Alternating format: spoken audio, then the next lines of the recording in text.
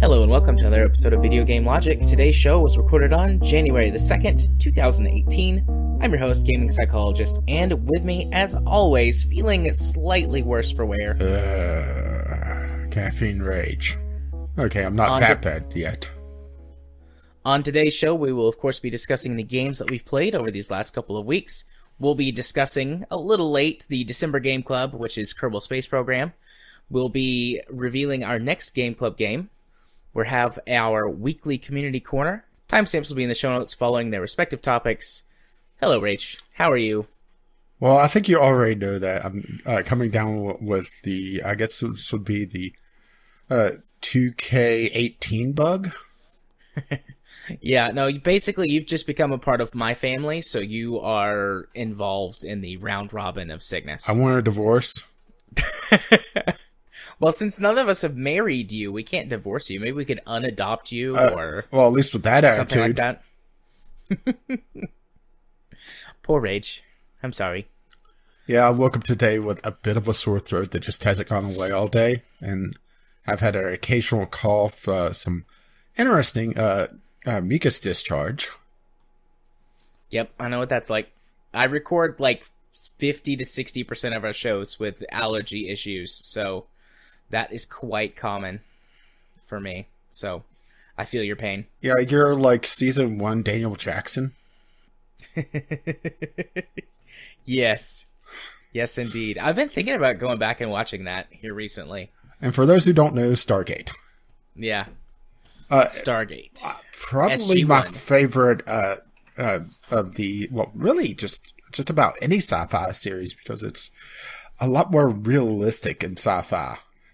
Well, I know, as realistic as you could get with, wormholes that take you across the galaxy in just a matter of seconds, but it's gritty, it's not too dark, it's very lighthearted, actually. Yeah. But it still has its intense moments. Yeah, it knows how to walk that line, between being, like, too silly and too dark. Like, there are dark episodes and dark arcs, but there's also lots of silly, funny things that happen. Like Window of Opportunity. What's the episode where that Teal'c and O'Neill are stuck in a time loop? Window of Opportunity. Oh, okay. Well, you're good with episode names, I guess. That's it's my favorite episode. That's a really good one. Where he talks about being the king of Groundhog Day. Yeah. I love how they take that little break between seriously trying to figure out how to get out, and then they start, like, hitting golf balls into the Stargate, and Jack... learning how to do pottery. Yeah, and juggling. Which, actually, Richard Dean Anderson, before he became an actor, was a street juggler. Didn't know that. Learn something new every day. Yeah, turns out MacGyver juggled. Oh, I love MacGyver too. I watched MacGyver because of SG-1. Yeah, MacGyver has that sort of just silly 80s, sort of realistic, but at the same time not. Yeah, vibe to it. Granted, I haven't really. I'd never watched the reboot of MacGyver. I haven't either. I didn't even realize there was one until I was at the hospital one time. And, they had the TV on, and it was one of the few times that they didn't have Fox News on, thankfully. And there was the commercial about what's coming on at primetime that day, and it was Hawaii Five-0 and MacGyver. It's like, what decade am I in? Yeah. Oh, Hawaii Five-0, man. I think I've seen one episode of that one time, and I was like, it's not for me. Anyways, welcome to the Video Game Logic Podcast, where we occasionally talk about video games. Easy there, Total Biscuit. Before we jump into the games that we played this week, I do want to say thanks to everyone who sent me a game as a Christmas and or New Year's present. I got a few. I believe I thanked everybody personally, but just in case, thanks everyone for all the games. I've got a couple of them on the list this week, and the rest will show up in the weeks to come. I picked up a couple from listeners, and I did send out some as well. So, yes, indeed, I sent out a few as well. So, thanks for the games, and I hope everyone enjoys their games. I guess by the time this comes out, the Steam sale will be over, but we've got a couple more days to buy games. And I've got a few bucks left in my Steam wallet, so who knows? Some people might receive a few more random games from me before this is over. You're going to find the weirdest shit in my wish list, aren't you? I'm going to find something really cheap that's really weird and send it to everyone. Oh, I usually do that. I usually do that every sale or every other sale. It's the gift that keeps on giving. The gift of weirdness. Or at least it gives some Steam trading cards, usually. There you go. But anyways, speaking of games, both of us have rather large lists because it's been 2 weeks since we recorded an episode. 3, isn't it? Well, last week was the award show, which we pre-recorded. The week before that was a Franken episode because my internet was out all Tuesday, which is when we record. And I wasn't able to be able to record one fresh for that week. But the week before that was a live episode. Yeah. So I guess it just depends on how you want to look at it, but it's been a while. So we've got a lot of games that we've each played. So between that and the fact that Rage is headed towards the 6th station, we're just going to alternate games this week. So Rage, do you want to go first? I went off this crazy train. Do you want to go first, or do you want me to go first? I could go first. This is a short one. Okay. How about an ARPG that technically has loot, but doesn't really? It's a weird thing. It's called Wildbuster, Heroes of Titan MMO or ARPG. Because they had to throw just random shit into the title, huh? I have this game. Yeah. Was this a Keymailer giveaway? Yes, it was. Okay. All right. Trust me, if you paid for it, I would feel very sorry for you. Because I decided to try out. I've actually gotten a bit of a taste for ARPGs, so I wanted to try this out. And the combat is just utterly bland. I mean, MMOs already have a bit of a problem with their combats, how most of them are, sit and watch the animations and occasionally hit a button. The WoW style of combat. And occasionally you'll hit something that's a bit different, like WildStar, where you have a lot more active movement. I guess Guild Wars would be another good example, but WildStar is the one I played. This very bland combat, only a handful of abilities. Oh, and also you can't really choose your abilities. Each slot has a choice of I think it was 3 or 4 abilities, and that's it. Okay. So that's strike 1. Strike 2 is technically it has loot, but all the loot automatically gets loaded to your inventory, so there's no picking up. So you have a lot of trash in your inventory usually. And I was just seeing pretty much the same things over and over and over and over again. And there's that psychological thing of seeing things on the ground and picking them up that resonates a lot more than just it automatically gets put in your inventory. I realize it is a quality of life thing, but at the same time, there's a psychological element to seeing the loot kind of explode off a boss, But seeing all the boss play its death animation and then having the icon say, hey, you got more loot, doesn't really do it. Yeah, that whole loot pinata thing is psychologically very attractive. So that's strike 2. Strike 3 is, okay. How about an ARPG where it's all range combat, alright? That could work. That could work because, a lot of ARPG is about dodging. I should say a few ARPGs have a good dodge mechanic. All the range combat is hit scan. Instant hits. No way to avoid damage, so you're constantly chugging health potions, at least in the early game. I can only imagine what the late game is like. Yeah, that's frustrating, because being able to dodge is pretty important in ARPGs. Especially, ones that are range focus. Oh, and this one also has Serious Sam and Duke Nukem, and you would think, oh, well, okay, so they're their own characters. No, they're skins for pre-established classes, and you can only use those. Here's the odd thing: is that you can only use those skins on a particular class. So if you buy the whatever deluxe edition or ultimate edition or whatever has those skins, you have to play that class to be able to use that cosmetic. It's just odd. Yeah, that's weird. Usually stuff like that is just, across the board, a cosmetic thing you can apply.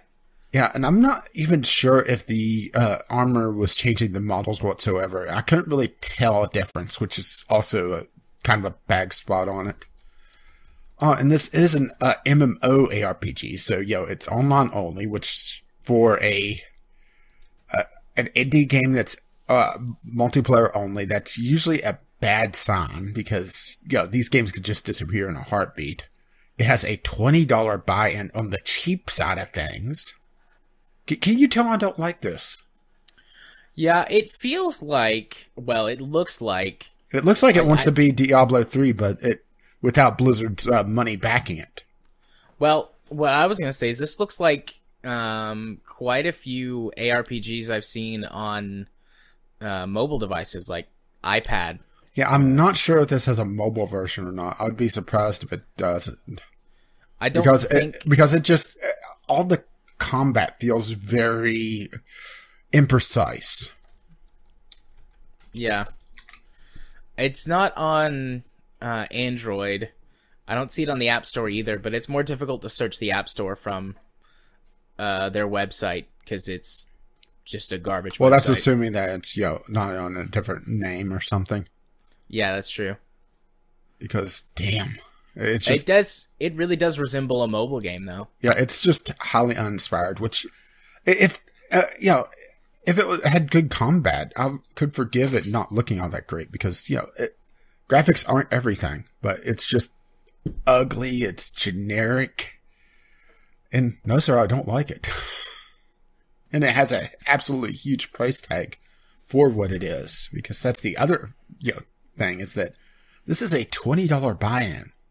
Yeah, looks like if you want everything right now, it's $80 because the $20 price tag is going to go away after the Steam sale. Oh, that's right. I forgot about the sale. Yeah, it's $25 normally. Yeah. You can get the deluxe edition right now for $31 and some change, but I don't know why you would. I don't know. It's got the first two DLCs, the Founder and Deluxe DLC, but the Deluxe doesn't have the collectors. You have to get the Ultimate to get the collectors, which is $52. Oh, it's just ridiculous. Yeah. And the thing is that all that adds is just character slots, which I don't know why you need that many character slots. There's only a handful of classes in the game already. Granted, this is an early access, so extra bank slots, which okay, I get that. Amount which honestly didn't use. It's just it's just why. Yeah. If this was a lot cheaper, I could understand it being this generic and this kind of meh, with some questionable design decisions that could be fixed throughout early access. I mean, that's the thing, is that it could be fixed. But the thing is also, I don't think it's going to have the player base to support it. Does it really encourage, like, when you're running dungeons, does it encourage you to go with other people or by yourself? Or does it do the Diablo thing where everything's instanced? I think everything is instanced, and you can do groups. But honestly, only thing I saw in the global chat... let's preface this. The day I played this was the day that the net neutrality announcement came down, all right? Okay. Or the ruling on that. So there was a political troll in chat talking about how the FCC was protecting the internet and causing this political shitstorm. And as far as I could tell, there's no way to mute the chat. You could only block individual people. So that may have also colored my dislike of it because, seeing that on that day is already bad, and when the game isn't that great to begin with. Yeah. I mean, there was literally the line, well, net neutrality going away doesn't mean anything because we're still able to connect to this game. Right. And we won't get into that any deeper right now. We're going to save that topic for later, but I remember you telling me about that, so that's what you were playing then. Yeah. Okay. Well, cool. And also poo. Probably more poo than cool. Oh, definitely. All right. Is that it before I just jump in? Okay, so the first game on my list is Elite Dangerous. This was on last time, and even during the award show, I kind of went on about a couple of things in it, but the last couple of weeks, I've been further exploring all the new systems that they've added to the game, like particularly the passenger transport, because aside from just revamping the pay scale and changing a few little things here and there on the combat side, that's pretty much the same.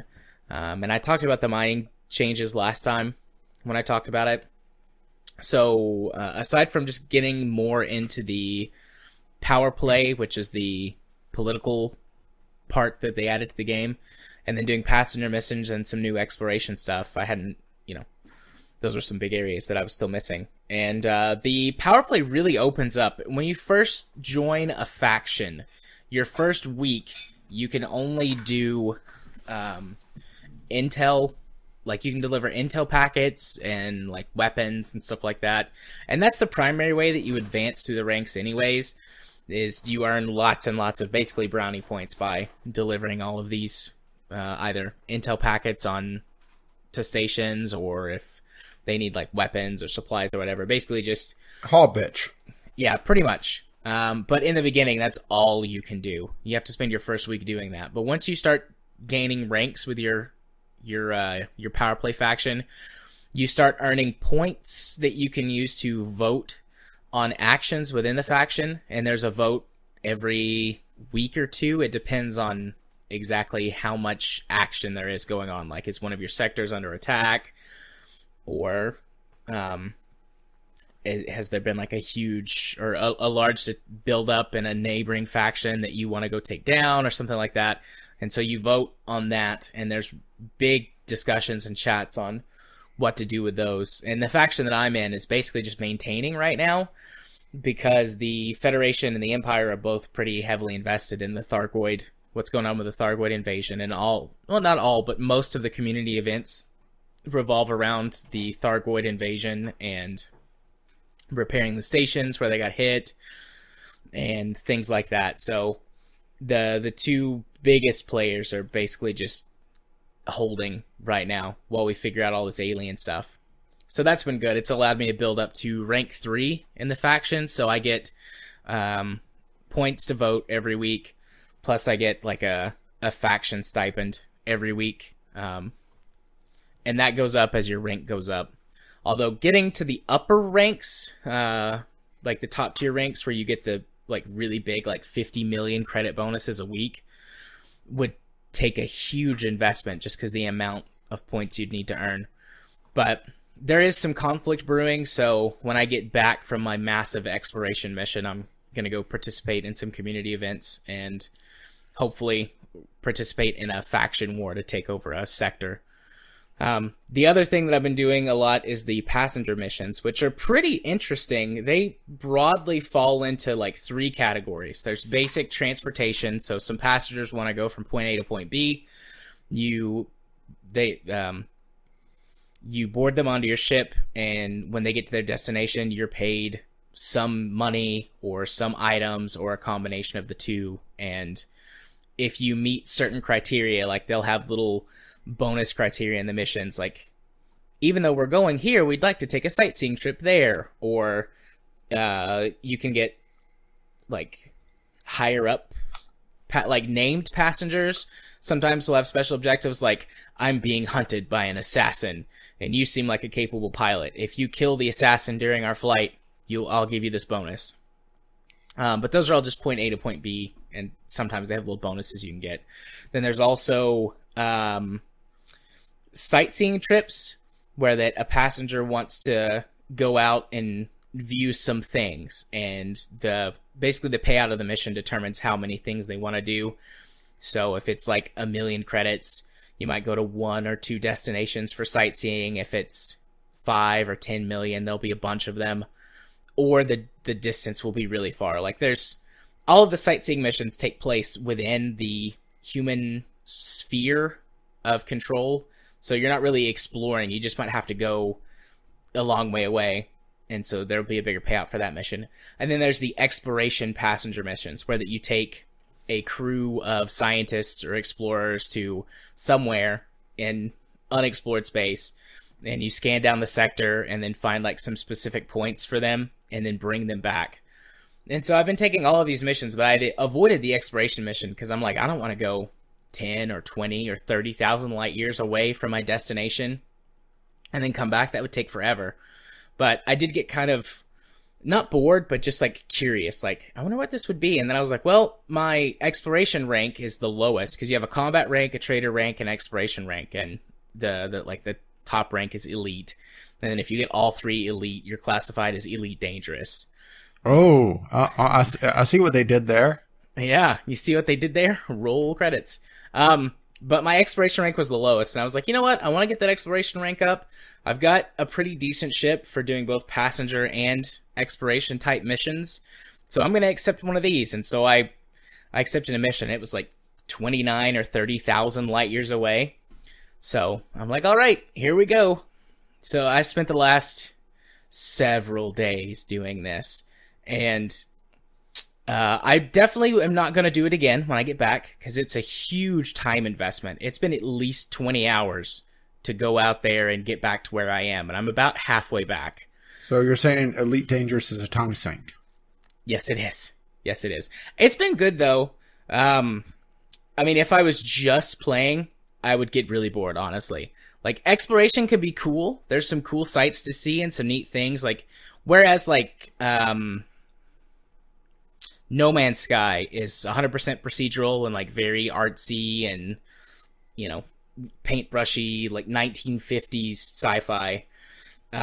Elite Dangerous tries to model our galaxy as best as it can on science, but there's still some very beautiful things. Haven't they also changed some systems based on discoveries? Yeah, they have done that. But seeing a binary or even like a would it be trinary star system is really beautiful. So there have been moments where I'm like, oh wow, that looks really cool. Let me take a few screenshots, or let me go down and check out this planet that looks really neat from space. Permission to buzz the tower, or the trinary star system. Yeah, there have been points where it's been really pretty, and every once in a while I'll go, okay, I need to just like actually explore this system and categorize some stuff, so I'm not just jump. I'm just imagining you EVA out with a label maker.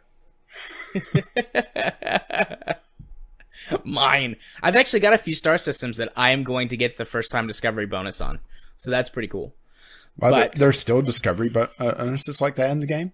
Yeah, there's only been an estimated 1% of the galaxy completely mapped outside of the human sphere.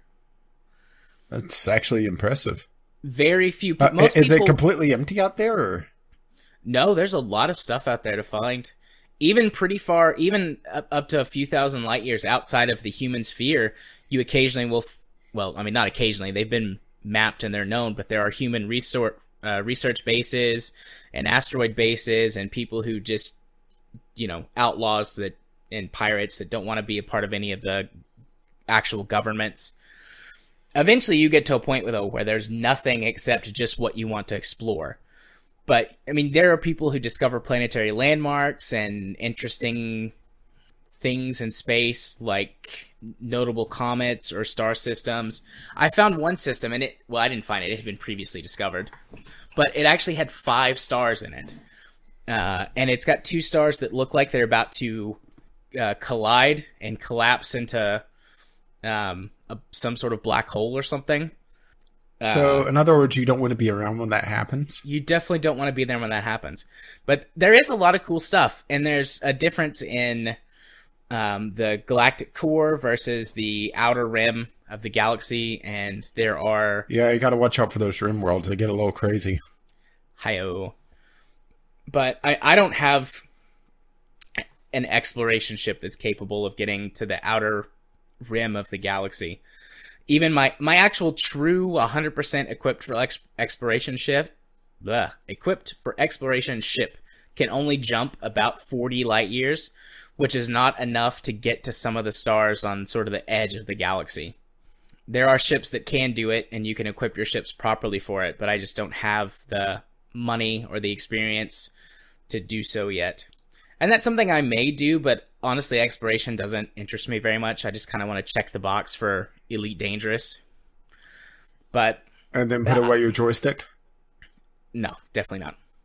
There were mistakes that were made, though. Like, if I had made a few more changes to my ship, it wouldn't have taken quite so long, because my hyperspace jump distance would be longer. Yeah, this is going kind of long.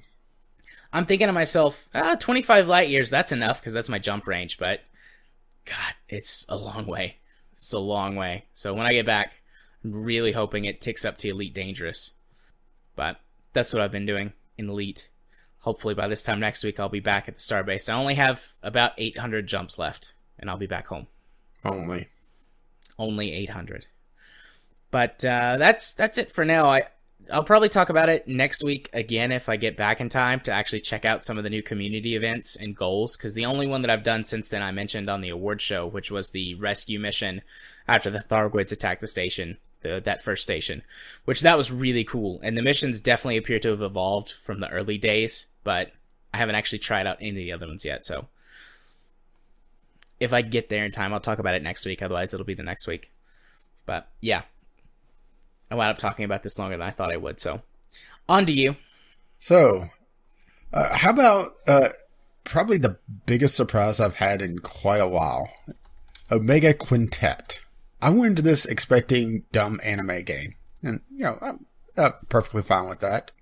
And yes, it was dumb anime game, but actually had a very complex and interesting battle system that, if you could appreciate or get past, depending on, well, for you, definitely appreciate, but for most people, get past the odd setting, it's actually an interesting RPG system. So this is sort of a mixture of JRPG, idle game, and visual novel. Okay. I know, I have your attention. This is set in a world where pretty much humanity is limited to just a couple of cities, and this takes place in one of them. Where this, well, I want to call it demonic force, but they never really said what it was yet because I only put a few hours into this game. Just appears out of nowhere, and only these magical girls, who also happen to be, Japanese idols, are able to fight them through the power of music. Yes. And you can see why I went into this with certain expectations, but the combat system is very deep. It plays a lot on, well, not just your standard elemental affinities. Certain monsters are weak to certain elements, that sort of thing, but also each type of weapon the girls can equip has certain ranges on them, and you're able to push monsters back or jump forward to get into range. It's a very deep system, and there's a lot there if you want to try to min-max it, but it's also simple enough, and with the DLC, which is pretty much mostly cheats and power-ups, you're able to just power through it if you really want to. It's an interesting little game.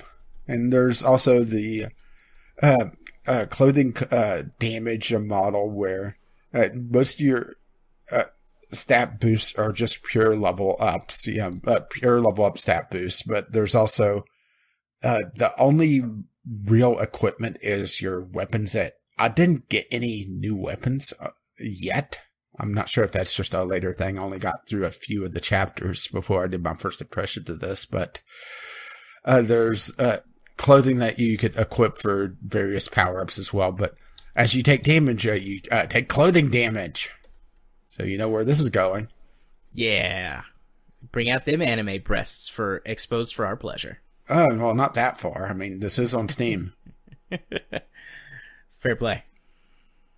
But yeah, an actually somewhat deep RPG. Granted, the story probably is not going to be all that great because it is a rather cutesy light story with a dark setting. It's odd. So it doesn't make me think that they're going to really resolve a lot. And there's this sort of support relationship thing going on as well between the male main character and when I stop playing the 3 girls, but there's obviously going to be 5, just based on the UI and also the trailer for the game. And that's pretty much the standard 5 group anyway. But there's this support system that also throws in power-ups and be able to build up relationships with the various girls to get extra cutscenes and extra storylines. It's an interesting thing. Visually, outside of combat, it is rather drab. It's an early PlayStation 4 game that got ported over, so... And it doesn't look like a PlayStation 4 game, to be perfectly honest. It looks like PlayStation 3 era, you know? Yeah. Which, I mean, when you do the whole anime style thing, I think that's more acceptable. I'm not talking about the character models. I'm talking about the world model. Looks very jarring compared to the character models and the monsters. You could look at some of the screenshots, and it's very low resolution. For lack of a better term, there's a lot of reusing of assets, not just monsters, even though there's a lot of reskins of monsters, and reskins have vastly different abilities. So if you're on a harder difficulty where that matters, or you're later in the game where that may matter, it could skew you because, oh, I thought that monster was the red variant, but it's the blue variant. Granted, you can look at the in-game beast list to see what it does. And the bestiary? Well, I didn't want to use the wrong term, especially with an anime game. Yeah, fair play. Fair play. And that's also one of the DLCs. And they throw in a lot of the free DLCs. I would actually suggest if you want a real challenge on this game, turn most of them off, because a lot of them are cheats. And that may be a downside of the game. And there's also a few extra DLCs that aren't thrown in for free that are definitely cheats or just costume packs, which it's fine, I guess, but I really dislike this whole pay to cheat thing that's kind of popped up into games. Yeah. I remember you talking about this a couple of weeks ago. Like, you mentioned it to me, and you're like, yeah, I'm going to talk about this. So I went and requested it on Keymailer, and I got a key. Oh. I haven't played it yet, but I've been looking forward to it. Because I've been looking for a JRPG to play here recently. I just got the bug, you know? I want to play through one, because it's been a while. And rather than playing The Last Remnant again, or the garbage PC ports of any of the Final Fantasy games, I've been looking for a new one. Yeah, well, let's put it this way. Unlike The Last Remnant, this one actually explains its battle system. Well, that's good. I will say that it doesn't explain it perfectly because, well, there's various ranges in certain abilities. Let's say, I'm trying to remember just how many ranges there are. I want to say 5, from near to far. And abilities are strongest at certain ranges, but could have a drastic drop-off. So if you pick the wrong ability, you may end up with an ability that doesn't gel quite well with that character's playstyle. Like, one of the girls, by default, absolutely loves her sniper rifle. She's very shy and timid. She doesn't want to get too close to combat, so she picked a sniper rifle and wants to, snipe from a distance. But if you pick an ability that is stronger up close, then it may not gel well with her playstyle, unless you change her weapons. that sort of thing. And the other real downside of this game is that I said it reuses assets, but it also reuses the map quite a bit. Where you'll go to an area and it's has not invisible walls. It's visible walls, but you don't unlock them right away. You do a mission there, complete that, go back to base, turn in the mission, do a few cutscenes, go back and a new section's unlocked. The next mission goes there, and it's using the same areas over and over again. There's a lot of recycling in this game, and it's probably its biggest downfall. Gotcha. Interesting. This whole visual novel plus some kind of RPG, I feel like this has just suddenly appeared. Yeah, I mean, this has been a thing in visual novels before. This isn't new, but the visual novel aspect of it is actually not 2D drawings, but the actual models, and they'll emote quite a bit. Oh, okay.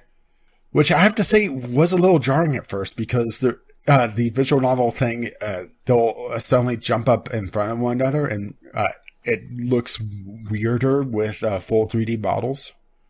Okay. Especially since they don't really animate that, they just move a model forward in the frame. Okay, yeah, I see how that could be weird.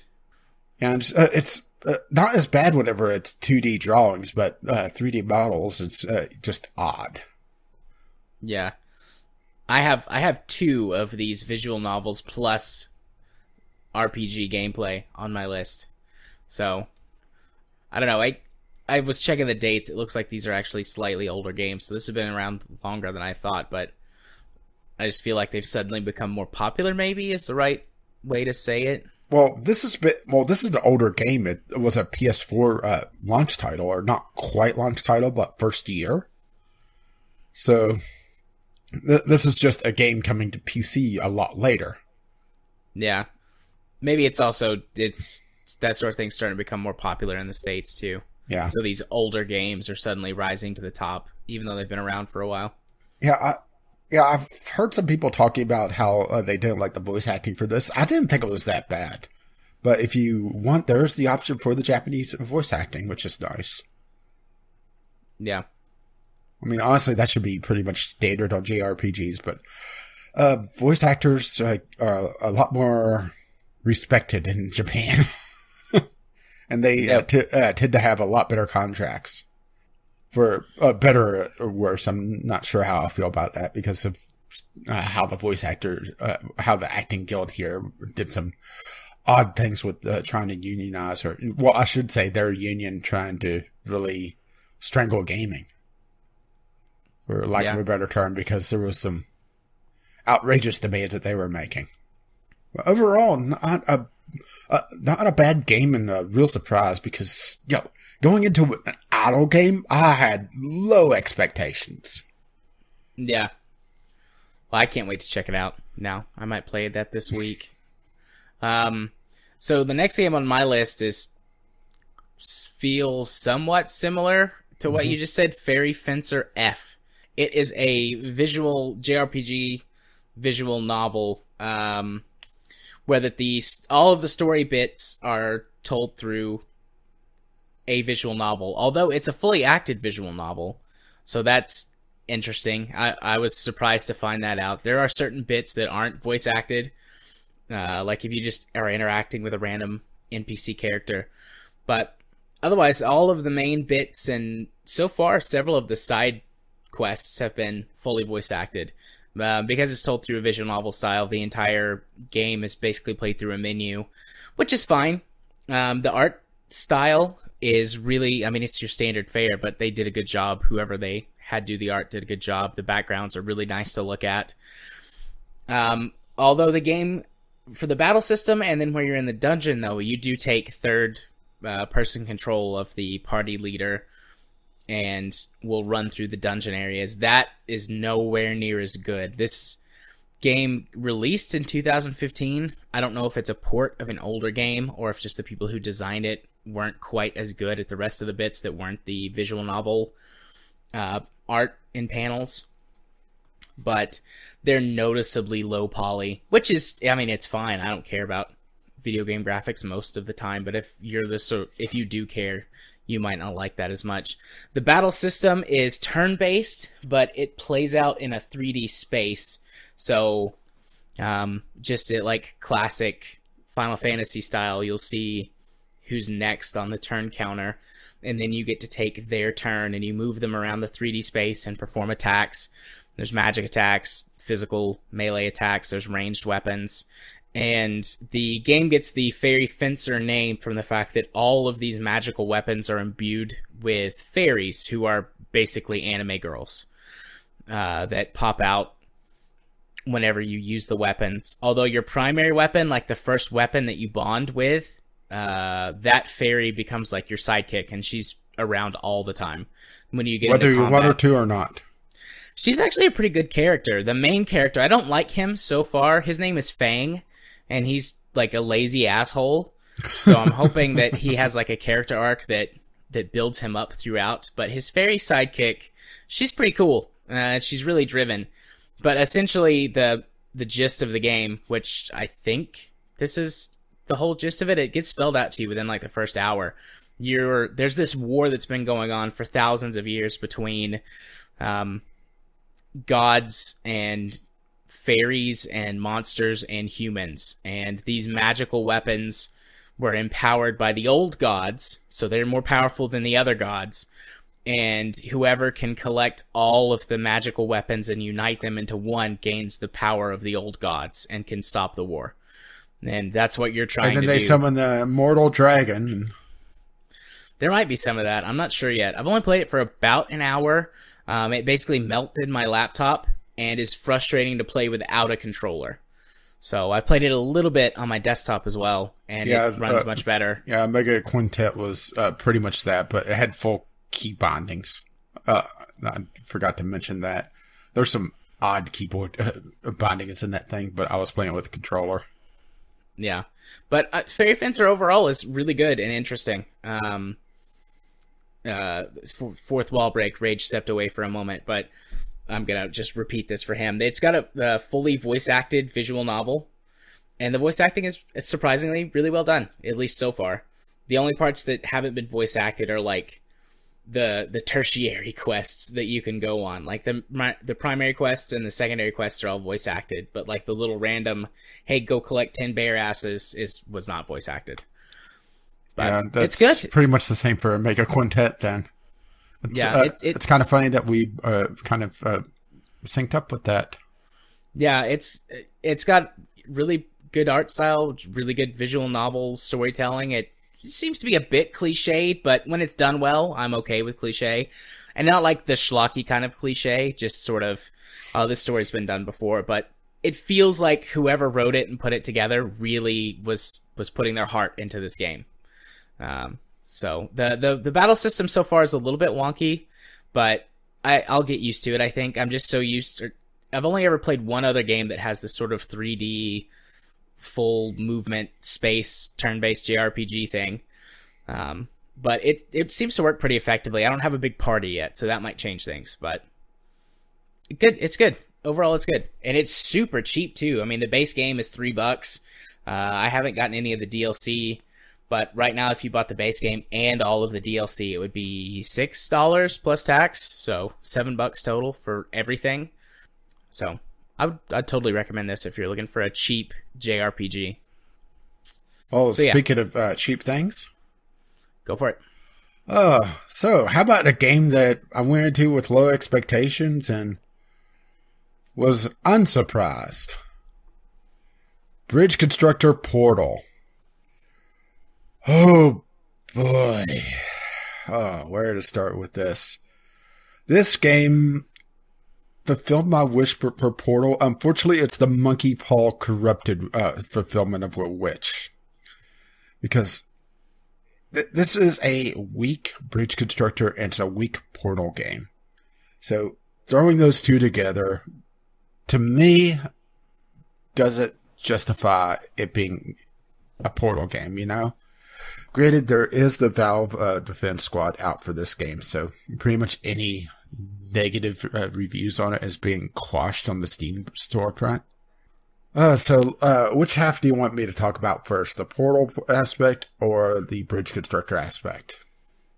Because I went into this with low expectations, and I wasn't really happy with it, so I started trying to break it down. It's like, okay, what is good about this game? Do bridge constructor first. Okay, bridge constructor. This game has so many features that should be in pretty much standard for a bridge constructor that really it doesn't. As a matter of fact, let me read down my list here that I have for my Sunday sampler on this. No high score tables at all. No level creation. No time controls outside of pause. No stress view mode. So, only time you're able to see any stress on the structures whatsoever is when they're going fucking critical. And it has the PC tax. It's double the price than the mobile version, which is the exact same fucking game.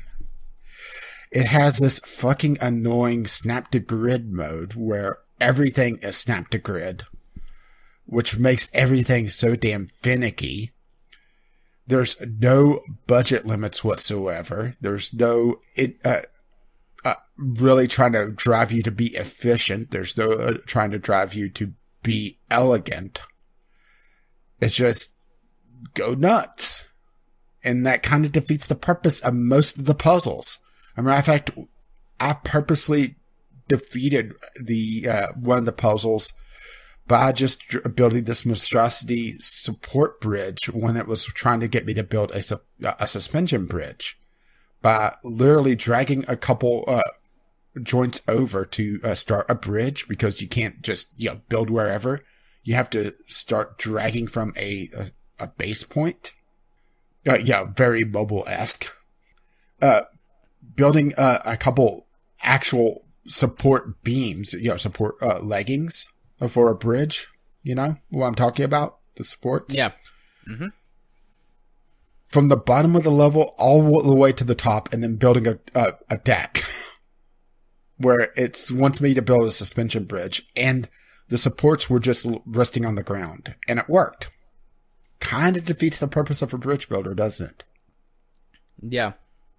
Well, and also you asked me to check in on some of the features in the regular game. Yeah, because this isn't their first rodeo in this style of game. And I went back and checked their previous game between the original Bridge Constructor and this. And granted, that one is more build ramps, almost like, I'm carried away. The last Bridge Constructor that I covered on my channel. And granted, I'm not a connoisseur of this genre. I've played a few, and I've played some of the very old ones way back in the 90s. Back in my day. Back in my day when these were on floppy disks. Right. So back in the dark ages. Possibly. But yeah, it's just so underwhelming on the bridge constructor side of things. And then you get to the portal aspect of it. Oh, well, first of all, Gladys is here.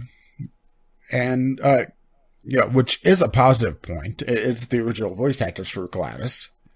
But I can't tell if there's something wrong with the voice modulation on her lines, because Gladys is a very modulated, synthesized voice on top of a voice actress. I'm not sure if there's something wrong with her voice editing, if it's just the lines are delivered not very well, because I'll be perfectly honest, the writing is fucking dreadful. They try to go for the Portal style of humor and miss completely. Or if it's just, my distaste for the game is coloring that portion of it. But even beyond that, the puzzle aspect for the portal sections is not that great. It's very finicky. It's very fiddly. all the portals, they don't have any sort of funneling. You played the original Portal and Portal 2 with me, so... Yeah, there's quite a bit of give in that. Yeah, there's a lot of give, and there's also a lot of fluidity in Portal puzzles. And there's also a lot of discovery in Portal puzzles. There's none of that here. You have to hit the portals dead on, and because of the snap to grid from the bridge building aspect, it could be very exacting, and a lot of trial and error, a lot of just trying to get little details of the puzzle to work, even though it should work. And it's just, Yeah, that would be really frustrating to have to be exact. I mean, I don't want it to be like, oh, I'm only halfway in, but there's, to make things fun. Yeah, there's no portal funneling. Some of the hit detection is just fucking abysmal. There was one example in my video where the forklift, and here's the other thing, is that I forgot to mention on the bridge builder aspect of this. Total number of materials that you could work with. 2. The whole game? Yes. Oh. You get the struts, which also have a plank mode, or, the deck mode. So I guess technically 3. And then you get a suspension wire. And that is it. And there's only one vehicle that ever shows up. It's forklifts. What about the truck that they show in the... I never saw it. And I was over a third of the way through the game. Well, that sucks. It's only the forklifts, and they do have a second mode where it's a convoy of forklifts, but the thing is that there's no indication of how fast those go. Oh, so there's times that, they're very spaced out, and there's other times that they're all pretty much packed right on top of one another. And because of the hit detection being a little wonky, it could make for some interesting times. And by interesting, I mean fucking frustrating. Especially whenever you have paths that cross in air. And because there's no time controls, you have to sit and watch it like a hawk and see, okay, what happened? And then go back and replay it. And then try to figure out what happened. Since there's no slow mo, you only have a very brief window of opportunity to be able to see what happened. There was a couple times that I was playing the convoy, and it looked like it worked, but because I missed 2 forklifts colliding in air and falling down into the boiling acid, it failed, and I couldn't figure out why until I replayed it a couple times. My solution, in sarcasm quotes. And seeing, those 2 collide in midair. I don't know how to deal with that. Did you ever figure it out? No, because I honestly didn't give a damn. Huh, okay. That makes sense. And because there's no stress view outside of when something goes critical, there's no way to be able to tell whenever something is being put under a load that you're not expecting. So I had a couple times that I had something break that I wasn't expecting it to break and caused my entire bridge to collapse. Well, that sounds like... And it feels like I'm this low descending voice because you go to the store page and it's just everybody... there's the memes, of course, because it's Portal, but there's a lot of praise for this game, and it feels like... Did they play the same game? Yeah, it doesn't sound very good. It sounds boring and bland and just like, oh, look, it's a Portal thing. Yeah, you wanted your Portal? Here, have a fucking bridge constructor. I'm just waiting for Half-Life Battle Royale. I mean, if the ways things are going, because we have Dota 2 card game, we have Portal Bridge Constructor. Well, are bridge constructors popular enough to actually justify this? I don't know. I mean, I know there's a fuck ton of them on Steam now, but it's because Steam Direct has opened the floodgates. Yeah.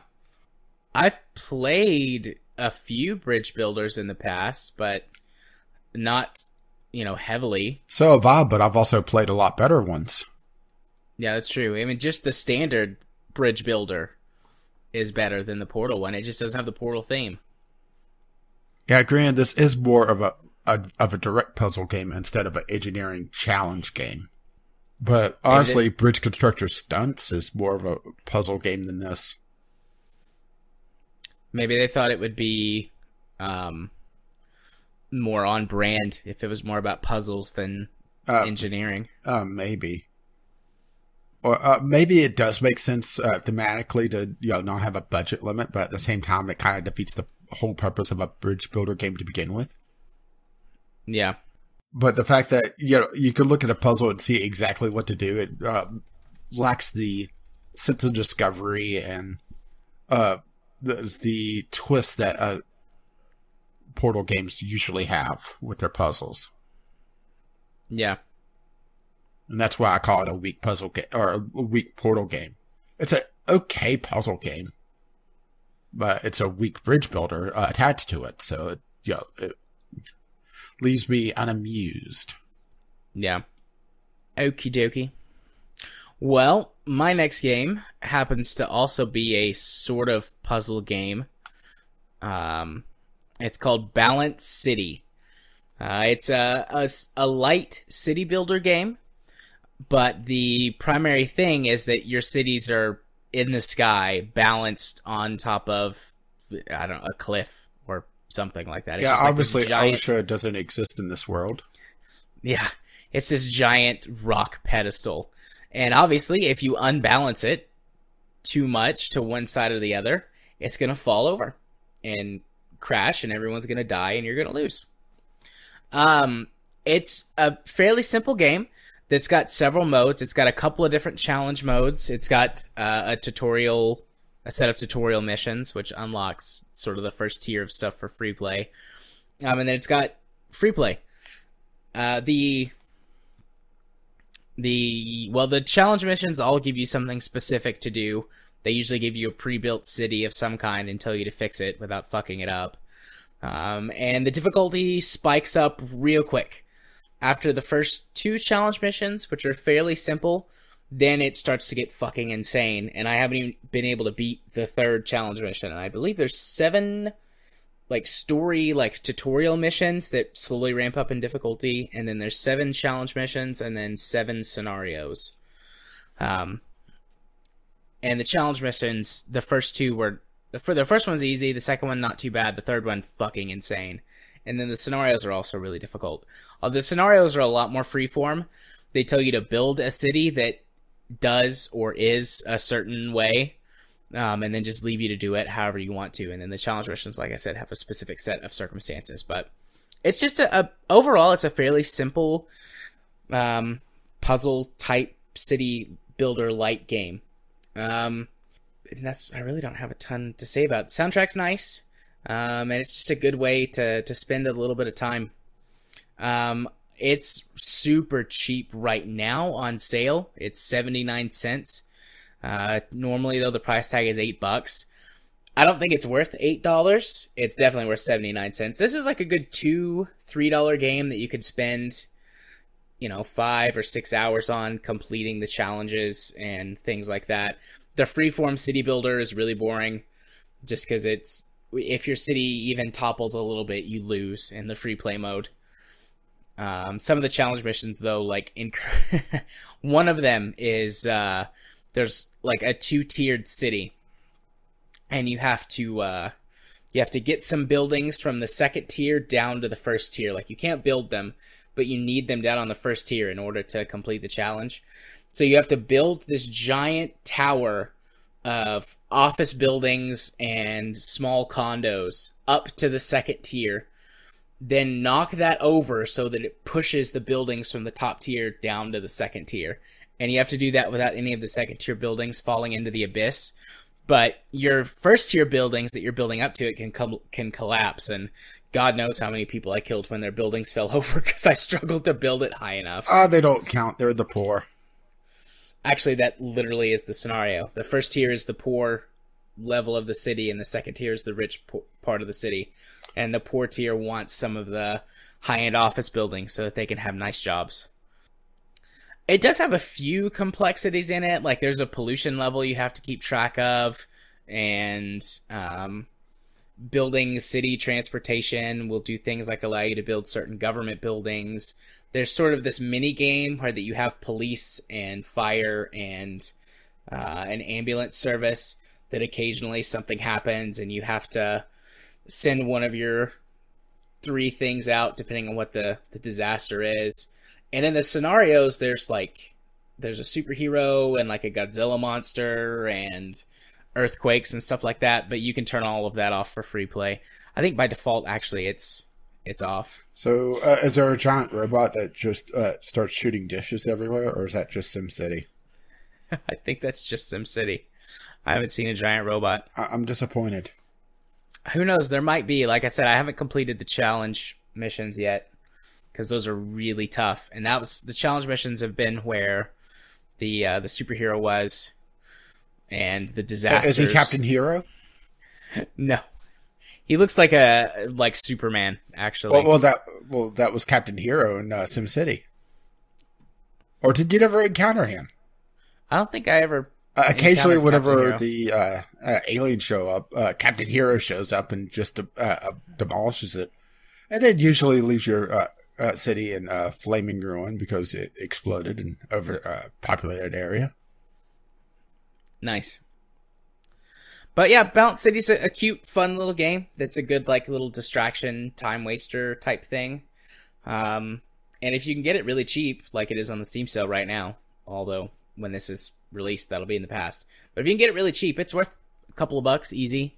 Maybe $5 if you're into this sort of thing, but it definitely doesn't feel like an $8 game. So how about another cute, interesting looking game?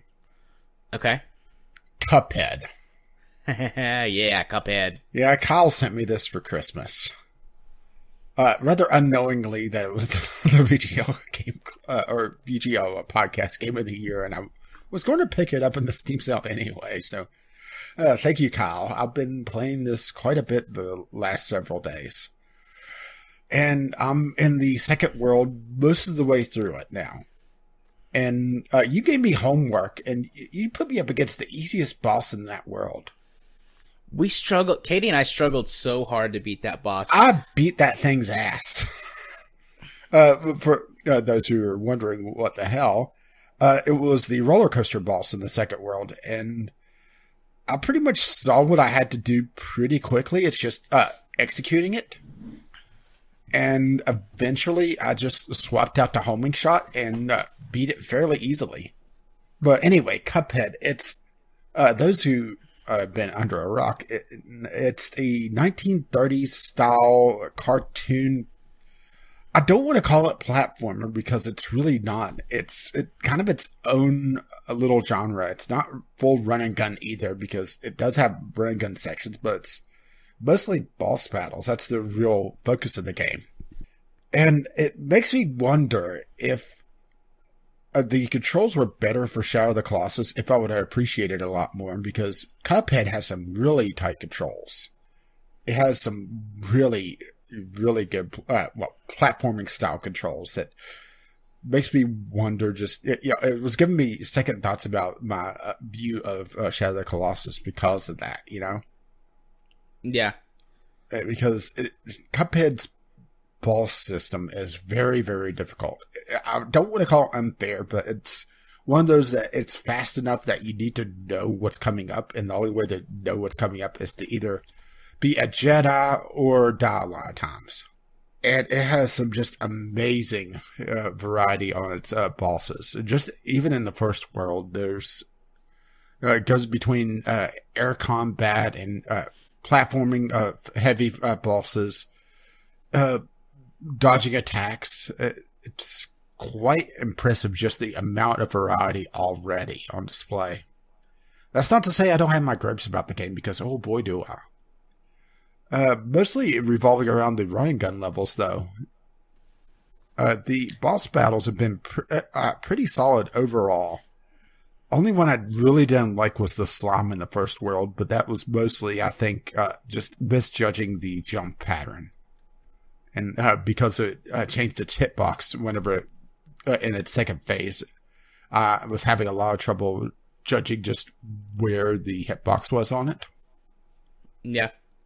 But the running gun, I was trying to figure out why I didn't like it so much, and I think there's two reasons. Well, possibly three. One, I haven't played a lot of running guns since Contra. Was that like 30 years ago now? A long time, yeah. And I didn't really play a lot of Contra back in the day. So, the muscle isn't there. The muscle memory. But I noticed that there was a move missing in Cuphead that is pretty standard these days for platformers. Do you know what I'm talking about? Or can you guess what I'm talking about? That would have made the platforming sections a lot quicker or a lot more smooth. No, probably not. Because I don't play very many of these types of games. A ledge grab. Oh, okay. You see where I'm going with this now? Particularly, there was a jump on the tree running gun in the first world. That was kind of difficult to hit because the platform didn't raise up high enough, and you had to do a air dash in the air. Hence the name. To make that jump, and there was a couple times that I would hit the edge of the platform, but it wouldn't register that I was on it, so I'd fall down. And it was a bit frustrating to me because there was no ledge grab, a pretty standard platforming mechanic, especially these days. And it's not a deal killer, but it does make the running gun a little weaker than I think it would have been otherwise. And also a minor gripe about the running gun section is that all the enemies explode in this pretty big white cloud, and it obscures the view of things. And because these running guns typically have a lot of incoming fire, I've gotten hit or killed a few times because that smoke cloud has obscured my vision too much. And it's just a minor gripe on that. But the ledge grab, I think, is kind of a big oversight on the platforming sections. Granted, most of the bosses are built around not having that, and the running guns were added fairly late in the cycle. Well, for Cuphead cycle, I should say. It was still, Cuphead was in development for a very long time just because of its art style. Yeah. But the running gun sections are definitely the weakest part of the game, and you don't really have to do them because the focus of the game is the boss battles, but if you don't do them, you don't get the coins to be able to get the weapon upgrades, and some of the bosses, I won't say are required to have certain weapons, but are made a lot easier by certain weapons, particularly, the roller coaster boss, like I was saying. I was having trouble with my usual setup of, I only have 3 of the 6 weapons right now. I have the pea shooter, the spread shot, and the homing shot. So I'll typically run with the spread shot and the pea shooter, the standard, shot, which is actually a pretty good weapon. Yeah. But I was having trouble being able to have enough time to shoot on the 3rd phase of that fight. It was the one with the horse, so the next to last phase. I was having trouble getting enough time because that entire fight, you're on this roller coaster track, and the roller coaster occasionally comes in, and there's a lot of shit going on. And even the phase before that with all the balloon animals, it's tough to get the time, even with the spread shot, to be able to clear things and get damage on the boss. So I swapped to the homing shot because there was so much platforming to be able to focus on that and not have to worry as much about aiming. Granted, it is less damage, but I'm doing more consistent damage. And I was able to get a lot further, a lot faster with it. And if I didn't do the running gun sections to be able to afford that weapon, then I would have a problem. Granted, there's been a couple times where I've gotten coins for just talking to people or finding a secret and then talking to someone. So maybe throughout the game I would get enough of those freebie coins to be able to buy a couple of weapons, but nowhere near the full assortment. So, you don't have to do the running guns, but it's pretty much a requirement to be able to have a easier time with the bosses. And this game's bosses definitely require any advantage you could get. Yeah. So I just went to double check this. We were talking about how you were saying lots of bosses that are easy, and I'm going, these bosses are fucking hard. And I was thinking, like, part of it might be due to the fact that I'm not the greatest at this type of game. Well, I didn't think I was good at platformers. That definitely could be a thing. But whenever you do co-op, it doubles the health of all of the bosses. Yeah, see, I'm going through this in solo. Well, I mean, technically so am I too. I love Katie to death, and I really have enjoyed playing this, but 9 times out of 10, she dies in the first phase or two, and then that leaves me with the final phase or the final 2 phases, or for a couple of the bosses, they have like 5 phases. So the final, 1, 2, or 3 phases by myself fighting a boss with double health. Alright, so that may be the problem. That might be why I've struggled so much with some of these bosses, like you said the clown boss. I absolutely beat his ass. It took us nearly an hour to beat that boss. I did it in probably half that time, if not sooner. Well, let's put it this way: the first world, going to the second world, there's a pool that tells you how many times you died in the second world. I was at 90 deaths before the entire first world. And that's including a lot of resets on the rain guns because I wanted to get all 5 coins in those and be done with them and not have to go back. So yeah, I probably was at more like 60 or 70. Or probably less than that for the first world. The Baroness von Bonbon. I had so much trouble with that just because of the randomness in that battle. That I doubled my deaths between... that one and the genie, which the genie I didn't have that much trouble with. But the Baroness was mostly... there's no set pattern to the bosses, so there's no building up that muscle memory or expecting anything. And for certain combinations, it's a lot tougher than others. Like getting the Jawbreaker on that one in the second or third phase, it's pretty much a guaranteed at least one hit. Yeah. Because there's just so much on screen. And you have the Jawbreaker constantly chasing you. And it has enough health to be able to, sustain quite a bit of fire. But there was a couple times that I would get to the last phase but not have enough health to really attempt the last phase. Because I wasn't completing it cleanly enough. So that's another annoying thing. Yeah, I think a lot of my problem has just come down to the fact that it doubles the health of the bosses, and then I wind up doing half usually of the boss battle by myself. Mm-hmm. I mean, Katie has been getting better. We haven't played in a few weeks, but we were steadily playing for a while, and she was making notable progress, noticeable skill improvements, which was making it so we could get through the bosses faster. She really struggles with the plane levels. But other than those catching us up, we were starting to get better. We've beaten, I think, almost all of the bosses on the second island. Yeah, I have the dragon left, which I'm pretty much done with. I just have to get through the first couple phases cleanly enough to be able to get time with the last phase. And the dragon goes really quickly as well, and that's another one I'm using homing shot on a lot, but I have to use it only on one phase because I found, it makes the last phase an absolute clusterfuck. Yeah. And I haven't attempted the bird one yet, but I know that's the last one. Genie wasn't that tough. It was more just getting through the first phase cleanly enough, and that's another one that has a fair amount of randomness on it. Yeah, I double-checked, by the way, after we talked, and we have beaten the genie. Yeah, I thought the genie was a lot of fun, though. The genie was a really fun, like, what the fuck is this kind, because it had some pretty random stuff in it. Mm-hmm. But, yeah, we definitely struggled. Even I struggled on that one. I don't know why, but I struggled on the genie, which is probably why it took us so long to beat him. Yeah, the genie, I got him done fairly quickly. Not nearly as quickly as the roller coaster boss, the clown.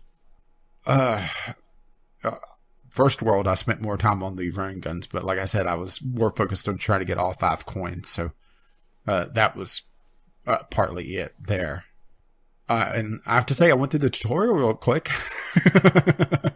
Yeah. Yeah, definitely. Definitely did do that thing. But it's has that tough but fair that I really liked in things like Super Meat Boy. But that serious endorphin hit whenever you clear the boss. It's like, oh yeah, got it. Yeah. Yeah, I really like Cuphead. It has been an excellent game. I do wonder if it the art style has attracted some people that wouldn't appreciate the genre as much and is kind of soured it on some people. Because I have seen some people just absolutely trash the game. And then you get the absolute idiots that call it racist because of the art style. And no, not joking about that. Yeah. I know. Okie dokie. But overall, a very strong game. If you like the genre, because, it is definitely not for everyone. I mean, I didn't like the genre before, but I really like Cuphead. So, I don't think that I'm a convert, but I definitely like it, so. No, just a masochist. It hurts so good. Hurts so good. Anyways, my next game is Xenonauts. So, you purchased Xenonauts for me as a little gift. Mm-hmm.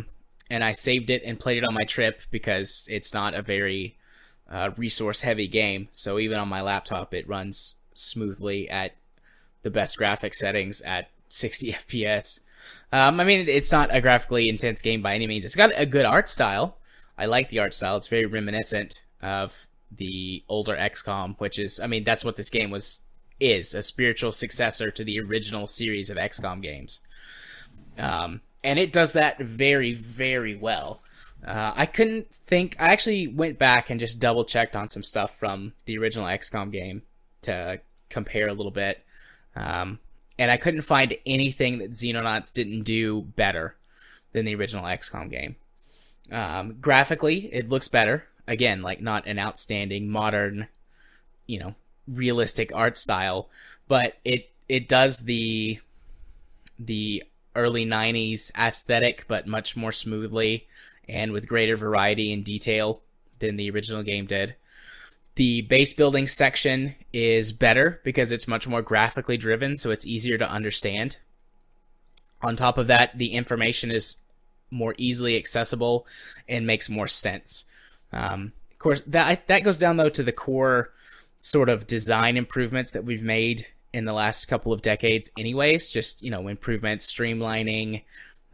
We have more screen real estate to use, and while some games do a poor job of that, this game does a good job of maximizing the screen real estate available without being overwhelming, which is good because there's a shit ton of information to take in most of the time while you're playing this game, regardless of whatever portion of the game you're engaging in, whether it's managing your aircraft on patrols and fighting aliens, or actually doing the turn-based missions or base building. Like, there's a ton of stuff that you need to keep an eye on at all times. But they do a good job with spacing and not cramming too much information on the screen at a time.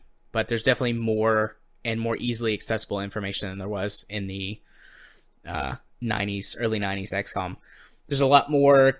Well, I mean, there is customization. Besides the outfitting, so weapons, equipment, all that sort of stuff, having a backpack to manage, which is pretty much a carbon copy of the original XCOM.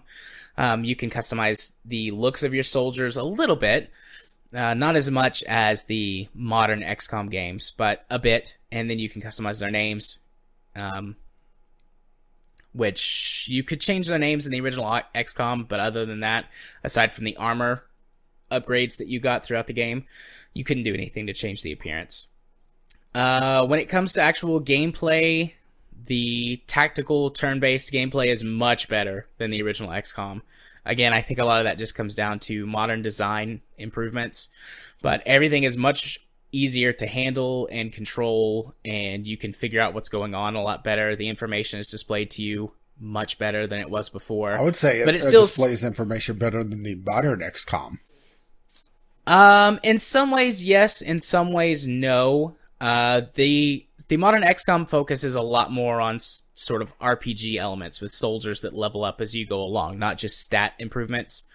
Whereas Xenonauts just gives you stat improvements, and then you can choose how to outfit your soldiers. In modern XCOM, you're locked to a class, but you get class abilities and stat improvements as well as you go.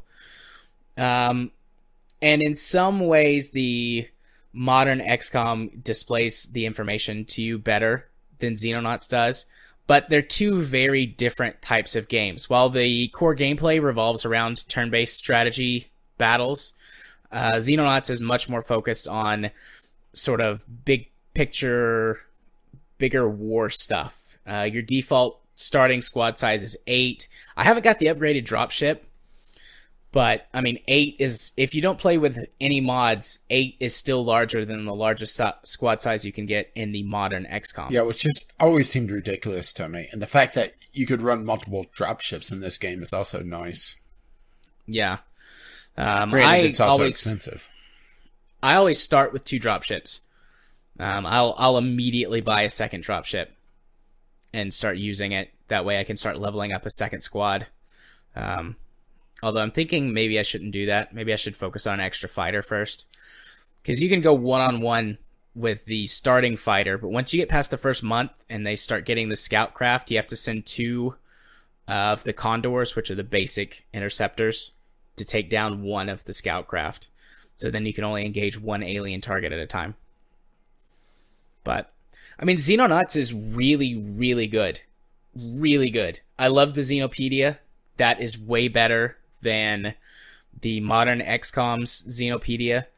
I like the way it's laid out. I like the art style. And it feels much more...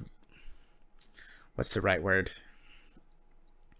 A refinement of the original? Yeah. Well, it's that. It feels much more like science fiction. XCOM, the modern XCOM is science fantasy. And this feels more science fiction. Everything seems much more grounded in reality, at least in the way that it's written and portrayed, which I like. I really like that. I don't have anything against science fantasy. I still love the modern XCOM games, but like I told you, I think last week or maybe even 2 weeks ago when I first started playing it, and we were having a little bit of this conversation back and forth, they're two very different games. They have the same core gameplay element, but aside from that, they're 2 very different games that do very different things. Modern XCOM is more focused, like I said, on the RPG mechanics, small squad size, getting you... Cover-based, getting you attached to your soldiers, and to some extent, I think, being some kind of power fantasy. As weird as that sounds to say about a turn-based strategy game. But especially XCOM 2 with melee weapons being a factor, and the importance of engaging in early combat with aliens if you play without any mods, it kind of feels a bit more action-y. Whereas this is very slow, very tactical. If you run everybody out there, you're going to get killed for sure and lose missions. And the characters are a lot more squishy. Especially in the beginning. Yeah, it's a lot more tactics-focused. You have to worry about your ammo conservation. So far, that hasn't been a problem for me. Well, if you carry too much ammo, you start wearing yourself down, and that's the thing. Yeah. And granted, as your soldiers get more experience, they do typically get a bit stronger, but you start running into the problem of, okay, I'm heavy, for lack of a better terms, a rocket launcher guy. He can only carry so many rockets before he starts hitting a weight penalty. And this doesn't use the XCOM or modern XCOM movement system. It's all time units, where firing is a certain percentage of your total time unit pool. And depending on the mode of fire, which there's different ones for different weapons. Some are just, a simple quick shot and then an aim shot. But then there's the assault rifles, I think, have the greatest variety that I encountered, at least so far. Granted, you're a lot further in the game than I am, but... No, I mean, even though you get upgraded weapons, like I've got laser weapons on my current playthrough right now, but they still function the same The assault rifle's got 4 fire modes. There's snap shot, aimed shot. I forget what the third one is, but it's like a better aimed shot. And then burst fire. And then burst fire. And then most of the other weapons only have 1 or 2 modes of fire. Like the machine gun, the heavy machine gun only has burst fire. The pistol only has single shot. The shotgun's only got single shot. But it fires a spread of pellets, so one shot does multiple damage. Although they do all have aims. Like you can do snapshot and aim shot with all of them, except for the heavy machine gun, and it literally is just spray and pray. But I mean, the heavy gunner is a suppression unit, so being suppressed is much more important in this than it is in XCOM 2. Because when you're suppressed, you get half-time units, and you get an aim penalty. So you can do less things, and what you do is less effective. Or you just have your breach guy with a riot shield, a pistol, and a bunch of grenades. Oh, God. Those guys are the best. If you fuck up and have to take a bunch of rookies into a mission, just give them all riot shields and pistols and play carefully. Can you imagine being in the armory and they're handing out weapons and you get a pistol and a riot shield and everybody else has these assault rifles and everything? It's like, really? My core squad composition is 2 guys with riot shields, 1 guy with a shotgun, 1 sniper, and then the rest assault rifles. Yeah, see, occasionally I'll take a heavy gunner instead of a shotgunner. Well, my playthrough, I need to go back to. I got 2 guys that got really, really exceptional aim, so I'm running 2 snipers, and that's the interesting thing to me is that it's because it's more stat driven instead of this RPG class system that they have in the modern XComs. You're able to pick and choose what you want. You don't have to worry about a roll of the dice. Well, fuck, I got another medic. Throw him on the medic pile.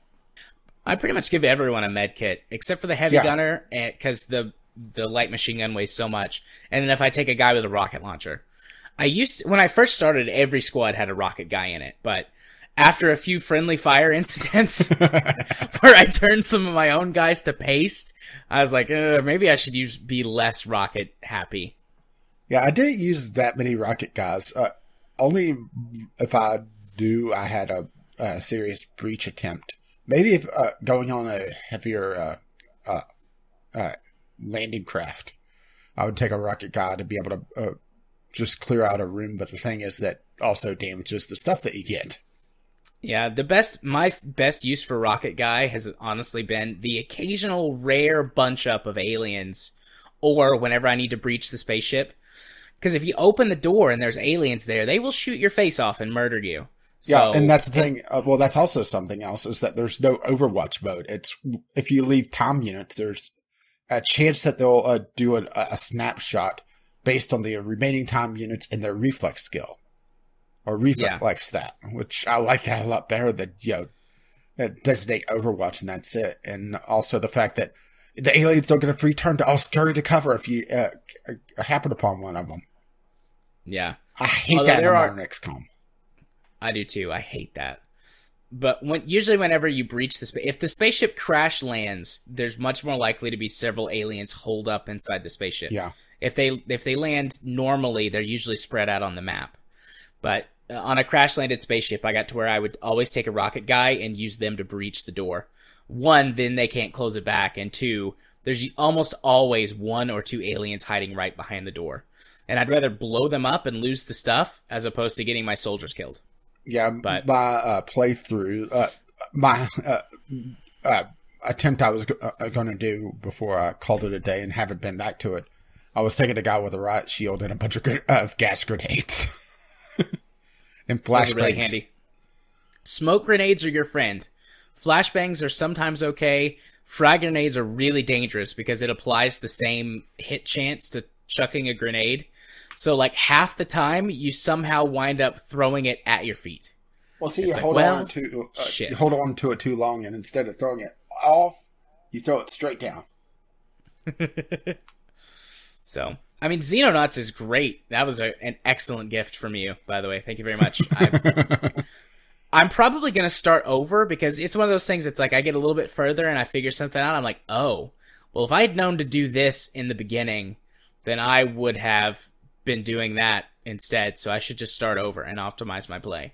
Yeah, I think this may be one of those games that, this is an XCOM game where you have to focus on defense first instead of just raw firepower because your guys are just so damn squishy.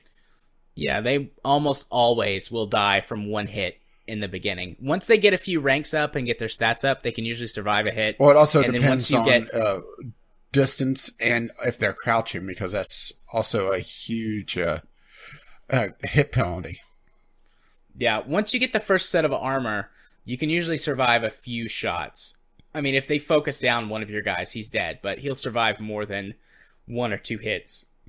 And also depends on how far below 0 they go for the chance to survive. Yeah, because you do have a chance. You do have a chance to recover soldiers when they die, if they only die a little bit. If they die a lot, then they're dead. Yeah, he's only mostly dead. I got better. Yeah. Yeah, and that chance, I've played on both easy and normal difficulty, and the chance on easy is much, much higher, obviously, than it is on normal. I pretty much had 1 or 2 recoveries every round on easy, whereas on normal, it's less frequent. Maybe every couple of battles, I get a recovery. Also, your higher level soldiers have a higher chance to recover, I've discovered. I don't know, I guess that's probably just their stat improvements. But yeah, good game. I almost forgot to mention the flight interception minigame combat minigame. That in the original XCOM, you did have more control over your fighters than you do in the XCOM reboot, but it did not have this combat minigame. Basically, you just chose the loadout of your fighter and then deployed them to attack interceptors, and then it was just determined by stats, basically. But this one has the inclusion of a minigame that gives you some control over your fighters. You can basically tell them you can lock weapons from use so they won't use them, which I guess is useful maybe later on when you have fighters that can loiter and patrol an area for longer. But so you can lock weapons from use. You have an afterburner to obviously go faster, or to gotta go fast. Close range or escape, but afterburner burns a fuck ton of fuel. I usually don't use it unless I'm like right there on the edge, because if I'll check the auto battle or auto resolve chances, and if it's anything greater than 90, I'll usually hit auto resolve. If it's anywhere between 40 and 90, I'll manual battle, and if it's lower than 40, I'll retreat every time. But usually when it's on the lower end is the only time I'll use the afterburner to either close the distance or retreat after I launch my weapons.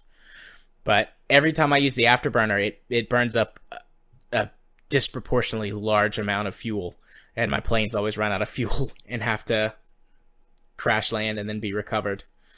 But it's a pretty good little minigame. You can really turn battles around in it just using the dodge roll and dictating which weapons to use at a time. Wait, are you saying you got to do a barrel roll? Do a barrel roll. And it is an actual barrel roll, as opposed to the aileron roll, which is what most people call a barrel roll. But it's a neat little minigame. And a decent amount of fun. I've still, despite being 3 months into the game, or 4 months now, I still haven't gotten an interceptor past the first one or the second one. Like you get the default, so I have that. Yeah, you get a second one really quickly. Yeah, it's called the Foxtrot, which is based on the MiG-31 Foxbat, the one that was designed to shoot down satellites, or launch missiles at satellites in orbit, because it had a flight ceiling of, I think, 80,000 feet, and then it could carry big enough missiles with enough fuel to reach satellites in low Earth orbit. So that's a thing. Yeah, that was a thing that the Soviets designed in the 70s. I have a feeling there was a lot of involved in that design concept. Yeah. Hey, Vladimir, let's get a jet to shoot down satellites. Jets can't fly into orbit. Missiles. Hold my vodka and watch this. I think it was the first plane designed with a scramjet so that it could keep taking in air at that altitude to actually keep flying. But I might be wrong about that. But I think so. I don't know. I'm not going to go look it up right now because we are going on very long already. But I just wanted to mention that because the flight system is really fun and there's actually some depth to it because you can set up patrol routes, which I've messed around with a little bit, but the early game interceptors don't have enough fuel to loiter for very long. Yeah. So they're really terrible at doing patrols. Yeah, they're But it pretty is much possible, just, so interceptors. I assume once you incorporate some of the alien tech, plus as the world progresses on its own, it seems like some of the technology you get comes from the progression of technology in the 70s. So Yeah, I wonder if there'll be an era of refueling. I don't know. That would be interesting. But I mean, each base can have technically up to 5, 10, to 14 hangars. So it would be possible to have basically just an air base that could patrol huge chunks of the world if you wanted to build one that way. But I haven't gotten that far yet. Yeah, where did you build your first base? Well, I've started several games. My very, very first base was in America. Of course. I built it down near Cape Canaveral. That was a mistake, right? So that I could so that I could cover all of the United States and most of Canada and most of Mexico with my first base, because the United States gives you the most money every month. So I wanted to secure my funding. The second and third games that I've started, though, I've put a base in Northern Africa or Eastern Europe, because those two bases cover the most landmass start by default without any radar upgrades. Yeah, and you have to get an alien ship to crash land on land. Otherwise, you don't get to do an encounter or shoot a missile at it for a quick buck. Right. Yeah, I've pretty much always started in Northern Africa, and I covered most of Europe, all the Middle East, all North Africa, or almost, and with options to get South Africa. It seems like the most logical spot, at least for the time being, with my tactics at least. In my current game, I have two bases. One is covering all of Africa, and the other is covering Indochina and a bit of Eastern Europe. Yeah, I think I was building in northern South America for a second base. I can't recall. I know I was starting to build one, but I can't remember where it was. Yeah. But it was just going to be pretty much radar and a couple hangars, and that's it. Yeah, because your troop transports have a huge range, so yeah, only you don't need to have. Only thing is, Tom, did you have a night fight? Yeah, I've had a couple of night fights. They're not that bad. You get a vision penalty while the aliens do not, but I mean, if you take it slow, it's not that big of an issue. Yeah, and throw a lot of flares. And usually you can find the aliens by them killing the civilians, which does hurt your mission, grade at the end, but fuck them. Although I have had a couple of missions that have been in, cities and things like that, where the police are actually decent fighters, and I've seen the police actually kill a few aliens. I'm wanting to get a really good populated farm level, because the farmers have shotguns. Throw down your projectile weapon. Oh, but anyways, over my dead body. Your offer is acceptable. Oh. And then he gets a new Edgar suit. Yeah, I haven't seen Men in Black in a while. Good movie. Sequels, not so much. I think the first sequel wasn't that great. The second one was actually pretty good, though. The second one was all right. The second sequel. Yeah, the third movie. Yeah. Anyways, so what's next on your list? So my next three games are all related, and I'm sure you're looking at this and thinking, how? Yeah, how? I could sort of see the connection between two of them. Well, the last two. Well, you'll see. My next game is a revisit of Never Alone because I finished up my series on that. And this game has taught me a lot of things about Inuit culture. First of all, dodgy platforming with back controls turns out to be part of their culture. I didn't know that. It's pretty much the anti-Cuphead, to be honest. Okay. Second of all, it turns out The Last Airbender was a documentary, and firebenders are the natural enemy of the Inuit people. Okay. Because I jokingly called this extremely ugly guy that shows up in the first episode, Zuko, because he burnt down their village. And then later on, he's chasing me throwing fireballs. Okay. And it turns out he's a firebender. And third of all, their video games end on a pun that only makes sense in their native tongue. And it's a joke that only makes sense in their native language, and translating it makes no sense whatsoever. I actually had to go look that up because it's like, okay, why is he laughing? Why does he think it's so funny that I stole his tool and then broke it? And it turns out that a slight syllable change, it changes a phrase from give it back to chip the blade. So, right. Okay.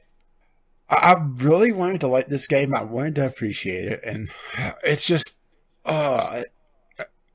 if you want to experience the videos, I would say, get it cheap because it is dirt cheap right now. And I'm glad I didn't spend that much on it.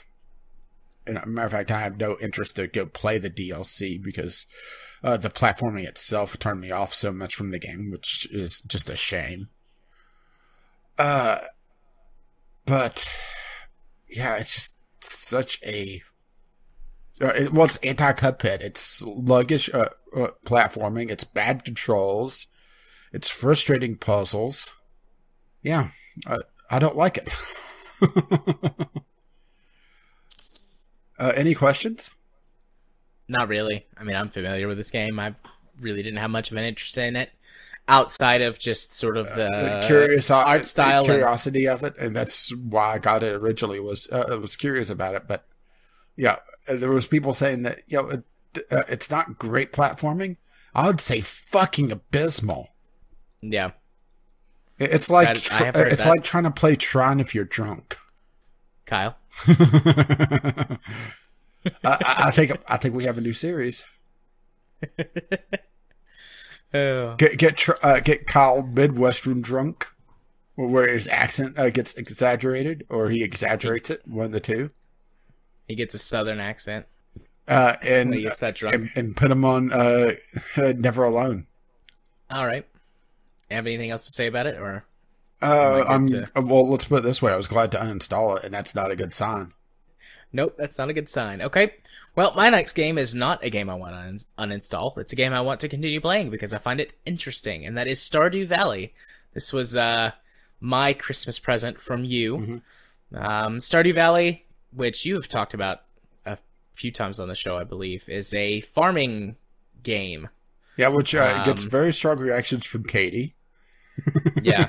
You were just so perplexed. Yeah. I just thought that was funny. I haven't played it a lot. I've only played it for about an hour or so. I've played through the intro, tutorial bit and sort of the setup for why you've got the farm, and then 2 or 3 days worth of playing. And so far I like it. It's cute. I like the actually surprisingly high amount of character customization for your little 8-bit sprite. I picked a cute little girl with green hair and purple overalls because I'm weird like that. And have no fashion sense. But I think it's good looking and cute. And well, like I said, fuck and fuck anyone who says otherwise. And then I'm sure you've tried. I did the tutorial bit. I named my farm VGL Farms, so very on brand with that. And I spent the first day clearing grass and chopping down trees, and then going into town once I was almost exhausted and talking to people and exploring. And then the second day, more clearing grass and chopping down trees and rocks. And I did plant the stuff that it says that you should plant for like the tutorial guiding mission or whatever. Yeah, this is a farming game. You may want to plant something. So I did that. And then the third day, I went and chopped some more trees. And rocks. Broke up rocks and things. I went with the standard farm. I figured because it gives you the option for different farms. Yeah, see, they added that after I started playing, so. Yeah, and I figured I should probably start with the standard farm. What's up with the one that says monsters come out at night? It's more combat focused. This game actually has combat. Okay, well, I haven't gotten to that yet. I think, if I remember correctly from just stuff I've heard about it, the combat's only in the mines, right? Yeah, well, that or the monster farm. Okay, but yeah. I might. Well, there is some in the overworld as well, but you have to go hunting for it. To be honest, it's in some of the more secluded spots. Yeah, I like what I've played so far. I like the art style. I like the soundtrack, and this is probably the best so far. Anyways, the best farming game that I've played in a long time. It feels like a lot of the more modern farming games seem to have lost their way, and they get focused too much on collectibles or too much on a bullshit crafting system. That's not to say this game doesn't have its collectibles. Yeah, it does seem to have that, and it does have a crafting system, but so far it's just pretty simple, low-key farming. There's a nice, seems like fully fleshed out town and townspeople. But like I said, I'm only like 3 days in. So my first impressions are, this is cute and fun, and I want to keep playing it. Well, it's also surprisingly deep. You haven't gotten to that point yet, but eventually you're able to pretty much customize your farm how you want. So if you want to have a orchard where you're growing a bunch of fruit trees and stuff, you could do that. Or, have a maple farm where you're getting maple syrup and selling that. Depending on their farm, you could set up to just, fish and set fish traps all over the place and do that instead and not really farm all that much. Be an explorer. There's a lot of variety that you could do. You're not tied into just farming, or you have your livestock as well, which is pretty standard for these games. It's kind of strange looking at the Harvest Moon that eventually came out on Steam and comparing it to this. Yeah, so far the only thing that I don't like is that exhaustion system. Well, that's pretty standard for these games, though. Yeah, I know, but I don't like it.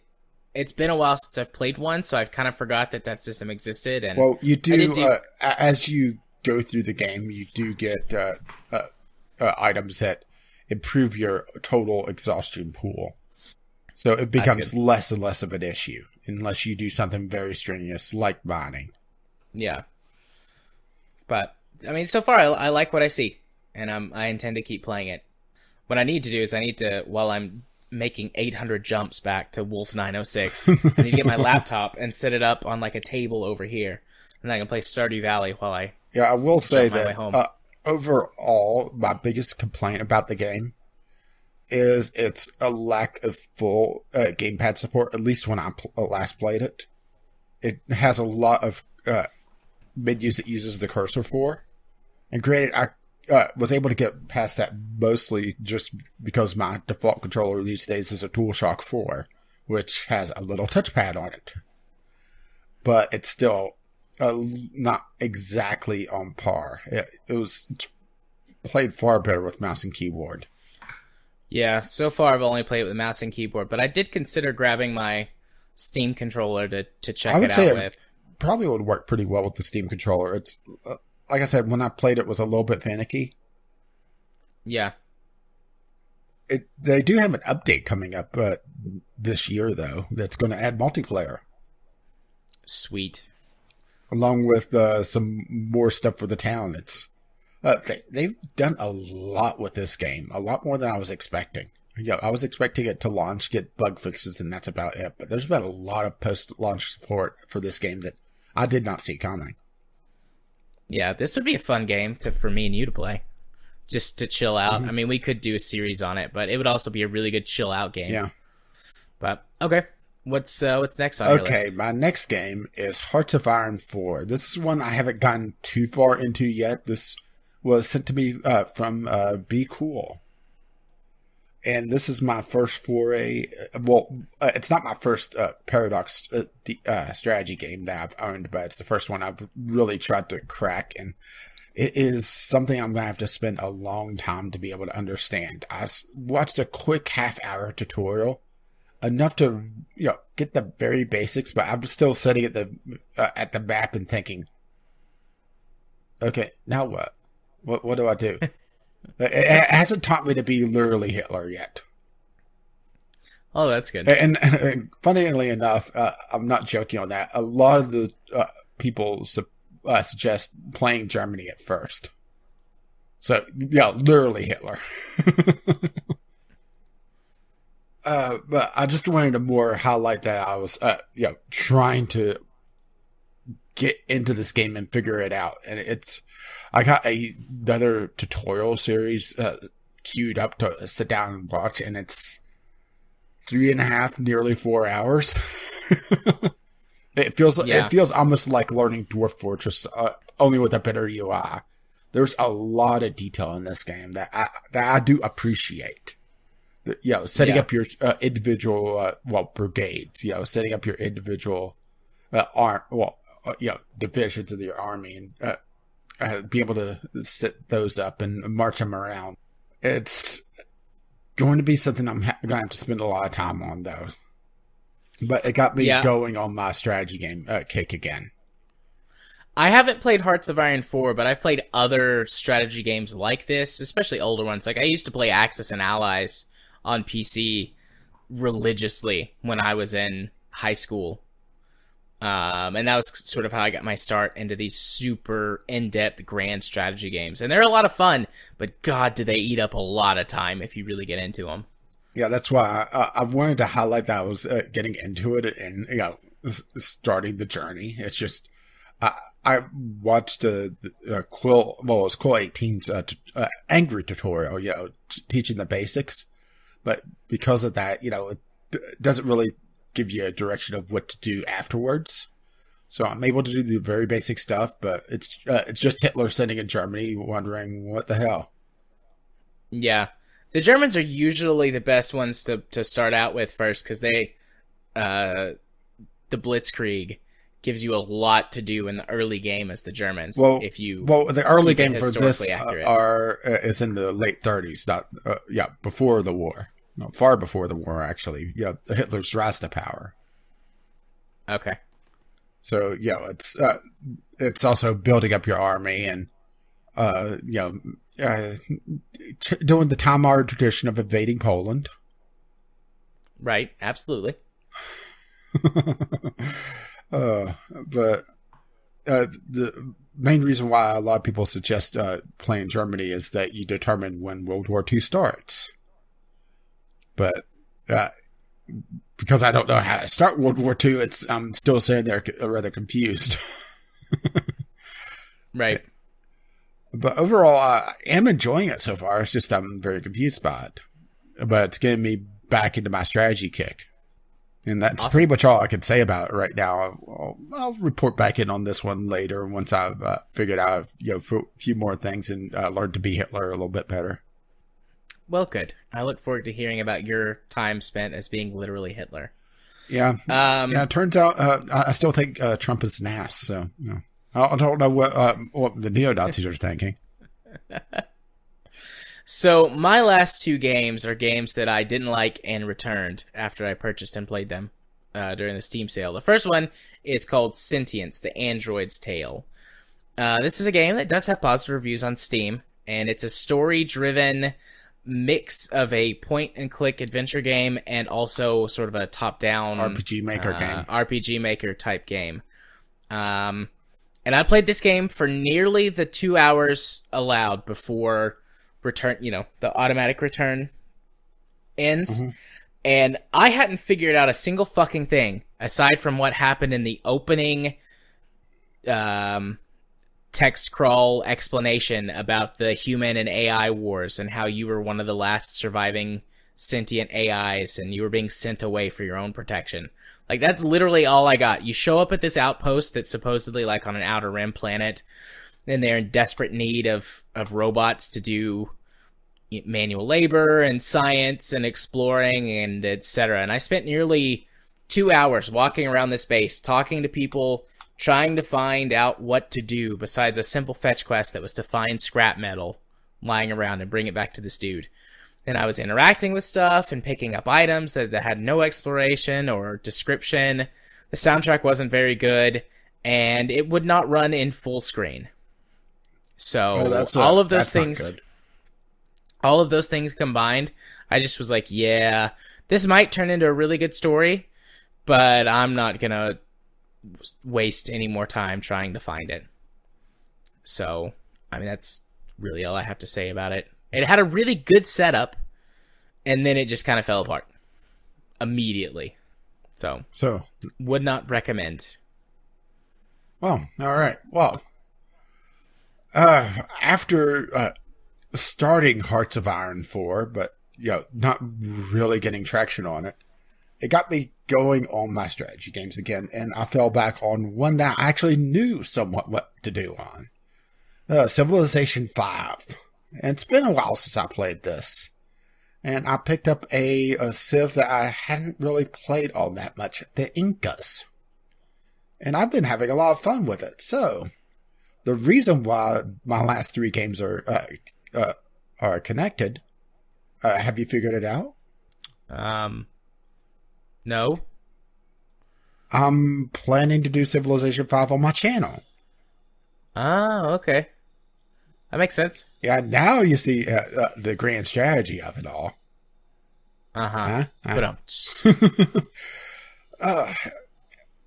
Not really a lot to talk about it just yet. It's just I spent several evenings doing one more turn and got really into it again and thought, I need a replacement for Never Alone. How about a game I'm actually enjoying? No, that makes too much sense. Well, I can't be miserable all the time. Only most of it. Right? Well, not with that attitude. And I figured, learn a new civilization. I mean, I already had the culture of one Native American people destroyed for me. Let's destroy another one. Because I was planning on doing the Incas. And also, they have a good plan. Also, they really changed things up, that particular civilization. Just their alternate unit. Not their alternate unit, but their unique improvement. It changes what makes a good city placement. Because they have terrace farms, so they get a bonus to hilly country, and even more so if it's mountainous. Interesting. And they also That's a good bonus. And they also don't take penalties for hilly country for movement. And they could go Civ 4 on their road system and go absolutely batshit insane with it. They get free roads in hills and half price everywhere else. Nice. That's good. That's good throughout the entirety of the game. Yeah, let's put it this way.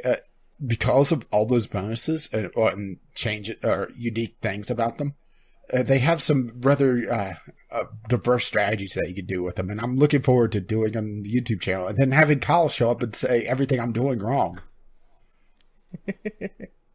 You're doing it wrong. But yeah, it's going to be an interesting time. And who knows, maybe I'll install the Hitler mod and be literally Hitler in this. Literally Hitler. It's the only way to go. You never go full Nazi. Only mostly. All right. Well, the last game on my list is Monster Mon Peace.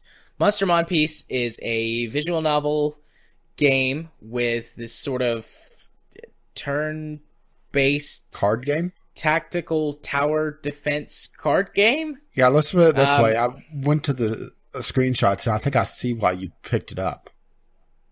Yeah, so you are a monster trainer, and you capture monster girls who have powers, and you train them, and you use them in battle. And it's got a card-based, deck system like, any other CCG. But instead of just playing out like Hearthstone or whatever, there's a battle grid that you place cards down on, and every turn, your entire side advances by 1 square. And whenever they interact with with enemy cards, they fight. And it's just like pre-based stuff, like this card has 3 attack, and the card it's attacking has, 4 HP. So it does 3 damage, the other card has 1 HP, etc. There's cards that heal, and there's cards that do AoE damage, and you can play other cards or potions or things like that to, on your turn to increase your chances of winning, healing your monster girls, whatever, just sort of standard affair for that sort of thing. And then the tower defense aspect comes in because each of you has a base, and whenever the cards reach the base, they do damage to the base.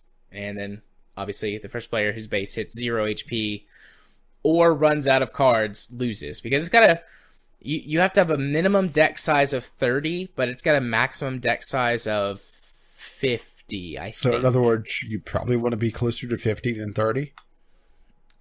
Yeah, probably. I didn't get super far in the game before I refunded it, because I didn't realize that this game is a retail game with microtransactions, and not only that, but because it's a CCG, you can buy card packs. And so I played through the tutorial in the first mission, and then it's like, hey, why don't you go to the store to buy some items and equipment for your journey? And I'm like, okay, this is pretty standard RPG stuff. They're just teaching me about the store and what items to buy. And so it's like, hey, here's some items, and here's some stuff. Oh, and also, you can buy card packs to get new girls. And I'm like, oh no. If it's just in-game currency, I can stomach it. And I mean, that's pretty standard for in-game currency with the card games. Is it single player? Right. Yeah, it's single player. Oh. So I'm like, if it's just in-game currency, I can deal with it because, the type of game that it is. But nope, you can spend real money on it. And of course, you can spend anywhere from 99 cents to $99.99. And I immediately went, nope. Fuck this, and I uninstalled it and refunded it. Which is really sad, because it seemed like a pretty decent game after the tutorial level in the first mission. It's not got the best graphics, but when you're actually playing, and the system, like, the battle mode is honestly a little bit clunky, but the story seemed like a pretty decent story. The art style is just pretty standard, but also pretty good. And there's monster girls with big boobies, and I like that sort of thing, obviously. So I was interested in a new schlocky game to play, but I don't do games with microtransactions, and especially not single player. Yeah. So I refunded it, got my $1.99 back, and that was that. So that's all the games that we played. It only took us 2 hours. 2 hours, give or take, for our short break. So I don't know why you listed an hour. I thought I said an hour and a half, which I was still off, but still. Yeah. Let's change that to 120 minutes. That's the longest games we've played section ever. We did it, guys. We did it. Yeah, so ready to talk about a game? Yeah, let's go talk about a game. Let's go talk about our monthly game club game. Well, somewhat monthly Kerbal this time Space around. Program. And for those who don't know, the game club is, usually monthly. The last recording of the month, we both play the same game because our tastes somewhat diverge. And we picked Kerbal Space Program for the month of December. And in a perfect world would have been recorded last week, but we had other things to do and filler to put out. Indubitably. And we also highly encourage community feedback and participation in this section, which you should probably check the mailbag. Yep, we did receive an audio letter from Ghost Shark and from Kyle. And because those were sent to us last minute under the wire, we haven't actually listened to them. So should we stop and listen to those for a few minutes?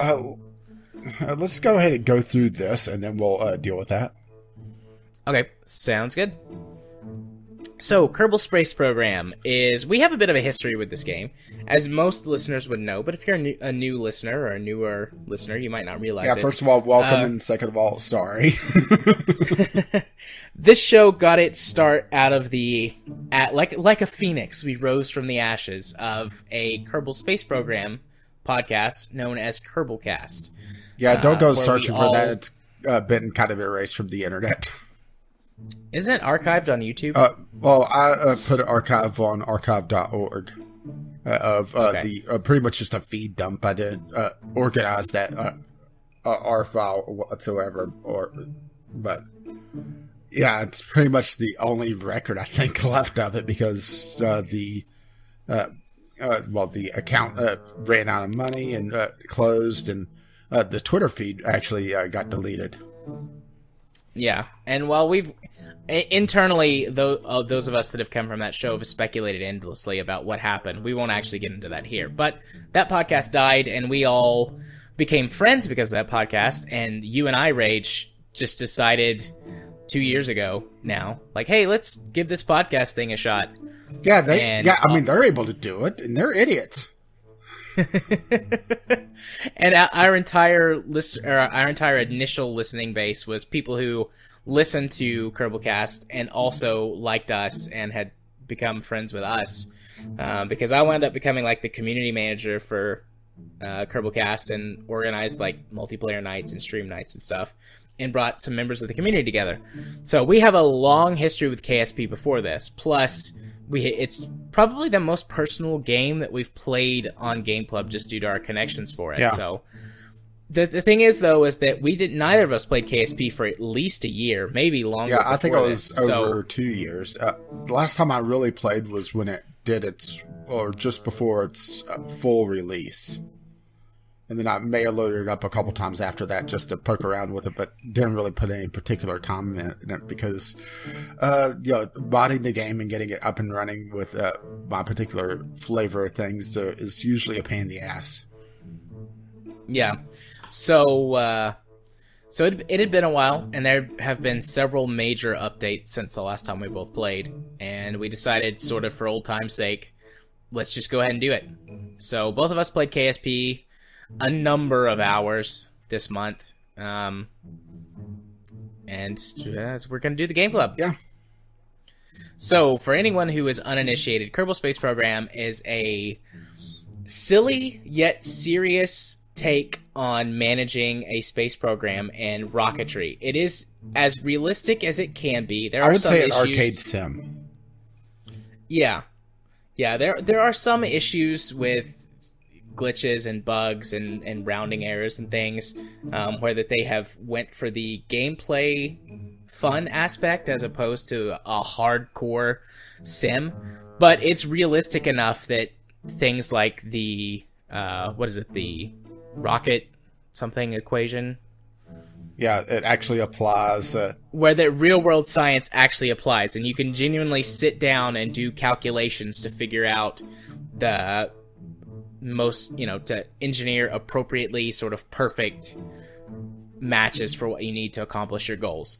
And there is an entire simulated solar system that is not exactly a recreation of ours, but there's several key features like Kerbin, which is the main planet, is obviously stand-in for Earth. Duna is a stand-in for Mars, and etc. There's a moon, which in the game is called the Mun, which is a stand-in for our moon. Kerbin has a second properly moon, pronounced it would be moon because it has an umlaut. But so it's not a copy of our solar system, but it is representative of our solar system. The game is broken down into 3 modes. There's sandbox mode, which gives you everything and you can do whatever. There's science mode, which you have to do science or collect science. You have to do science. Stand back, I'm doing science. You have to collect science from running science missions and putting science parts on your craft that can, collect weather data and etc., etc. And there's a progression of parts that you unlock by collecting science points and then spending them to unlock the next group of parts. And then there's career mode, which has that. And then also you have to more fully manage your space program because you have funds that you collect to upgrade your buildings, to purchase rockets and parts, and you have missions to complete. Some of them are passenger transportation missions, some of them are science related, some of them are put a satellite in orbit on this orbit. Yeah, some are screw up that perfectly positioned satellite that you've already put in orbit to move it to a different orbit. Yeah. So career mode is as close as they have to running a space program. Yeah, which it's a very light simulation of a space program. There's should we just get this out of the way? Your initial thoughts of Kerbal Space Program going into it with your critical hat on? Yeah, Kerbal Space Program is a lot of fun, but if you're not good at setting your own goals, it gets incredibly repetitive and boring quickly. On top of that, despite the fact that over the years they've fixed a lot of bugs, it still is a pretty buggy mess at times, and I've suffered more than one craft explosion or weird physics glitch that has fucked everything up. Well, see, I didn't run into any physics glitches or anything like that, but then again, I take that back. I did have my plane twerking at one point. Ooh, twerking! Because I was using a parts pack for extra airplane parts because the airplanes portion of this game is very light, and there's not a lot of rocket parts either. I mean, there's enough to really do a fair amount of stuff, but there's not a lot of variety, so you would run into launching pretty much the same rocket over and over and over again.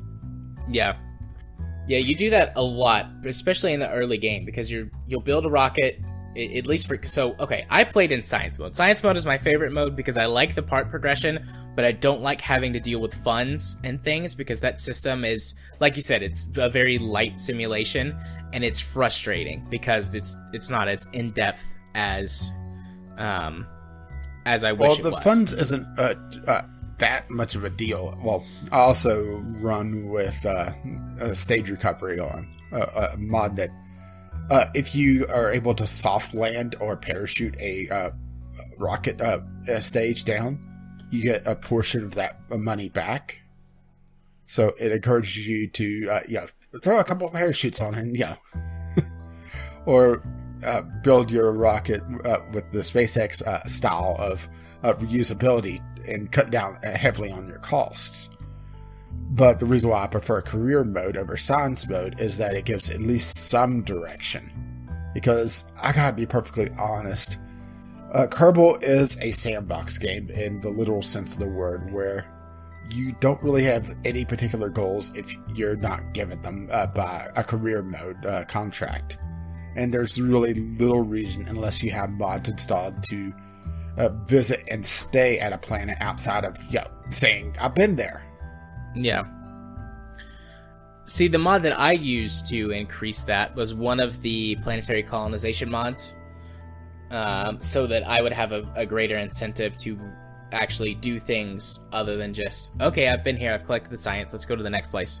Yeah, see, my big thing is I install a bunch of contract packs that adds more variety. My favorite I love to do, even though the way Kerbal's part progression is set up, and this is probably something we could talk about, is set up rovers and have them start going around. But Kerbal's part progression just feels so weird whenever you look at it in a critical sense. It goes manned missions, unmanned missions, rovers / land, or actually manned, unmanned, landers, rovers. It just feels so strange because of that. Yeah, I actually don't... I mean, that is the part progression. As soon as I get the first... Sorry, I forgot unmanned, manned airplanes. Yeah. But as soon as I get the Stay Putnik, I pretty much go in all unmanned. It's difficult because the Stay Putnik doesn't have flight assist or whatever it is. SAS, stability. Yeah, SAS. Stability assistant system, if I recall correctly. Yeah, but after like 500 or 600 hours of KSP, I'm even like it was sort of like riding a bicycle. It took me a little bit to get back in the swing of it, but once I was, it was just like I had never stopped playing. Yeah, see, I changed up my progression a bit with the inclusion of the Sounding Rocket mod. That was a good mod. Essentially, Sounding Rockets is just a larger version of model rockets, and they're all unmanned and have built in their own little version of science packages that you're able to launch into various biomes and do science and get sort of a kickstart on your progression. And gets rid of a bit of the grinding, because typically you're encouraged to grind out a few experiments or just have a Kerbal get out of the spacecraft and do science around the Space Center, which feels off. Yeah, that's definitely true. Like, once I got Sounding Rockets, because you recommended that mod and I downloaded and installed it, and I restarted my game, typically what I would do is I would just put a pod, or not a pod, put a capsule on the launch pad and have my Kerbal get out and collect samples from all around the launch pad, get enough science to get up the first couple of tiers to the Stay Putnik, and then start launching rockets and collecting the rest of the science that way. Because I just, honestly, I don't like doing manned anything until I get the research labs, and then I'll put a low Kerbin orbit research lab and call it the KSS, and then I'll usually put a research lab around one of Kerbal's moons, and it's just sort of what I feel like, whether I go for Minmus or the moon, and then I'll launch one to Duna, and then I usually stop playing because that takes dozens and dozens of hours, and I've had my fill, and so I move on to a different game. And then whenever I come back, I'll start over because I'll like load it up and I'll be like, shit, I don't remember what I was doing. Or all of your mods are broken. Or all of my mods are broken, yeah. Yeah. Well, my build is actually slows me down a bit because I run with remote tech, which also favors unmanned missions, but it gives a flight computer, but you have to manually program it. So I'm able to have more options with my systems, but it also requires the connection back to the KSC or through relay satellites, which it heavily encourages putting a relay network in as soon as possible. Otherwise, you hit black spot, untransmittable areas. Your probe goes dead, and then you're kind of screwed. Yep. I do. So that has been in. There's a there's a light version that of doesn't that. have any sort of flight computer. So if you go on a dark side of a planet, you're screwed. Which there's the game just. I'm probably going to get raked over the coals for saying this, but it honestly doesn't feel done. There's a lot of sort of half-baked systems. There's a lot of things that are missing. Like there's after all this time, they never figured out a way to tell you just how much delta V, how far your rocket could go on its fuel. So you're left with either using an external tool, using a mod, or guessing, and that's a very basic thing. Yeah, this game it's not unplayable stock or with no mods. It's not unplayable. That's probably the best way to learn your way around the game, is to just play stock, because some of these mods can get pretty overwhelming, both for the information that they give you and the things that they add. But after, I don't know, 10, 20 hours of stock play, there are some mods that are basically must-haves because of what you just said. Like, even if you want to stick to as much stock as possible in terms of parts and gameplay mechanics, the game is nigh unplayable without either Kerbal Engineer or MechJet, which both have parts that you can attach to your craft, or depending on what game mode you are in, they just give you this information for how much delta V your craft has, and which can allow you to calculate roughly how far you can go and what you can do. And docking is also nigh impossible without one of the mods that improves the docking system. Yeah, but see, you can get by on that one with the stock. Yeah, I'm crazy with the docking. I don't use the standard docking helpers. I use a HUD that displays the essentially the nav ball just in world, and it gives me the vectors on screen, so I'm able to just line it up like that. So I'm able to see, okay, my docking port is there. If I push forward a little bit, go back a little bit, up to the left. Up a bit. Channeling Amy K from Kerbal Cast. And get my prograde vector on the docking port.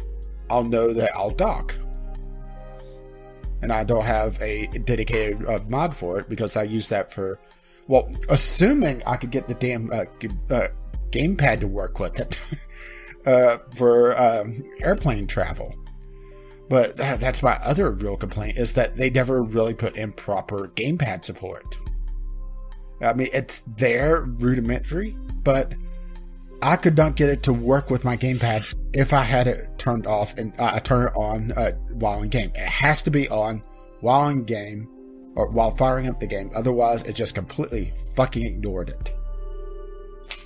And that's just inexcusable, really. There should be hot swappable, or be able to pick it up, you know? And even trying to define the controls for the damn thing when it worked. Okay. Set the control. Let's put y'all left and right on the triggers, because, that's my best analog control for that. Okay, set that. Save it. Go to my menu.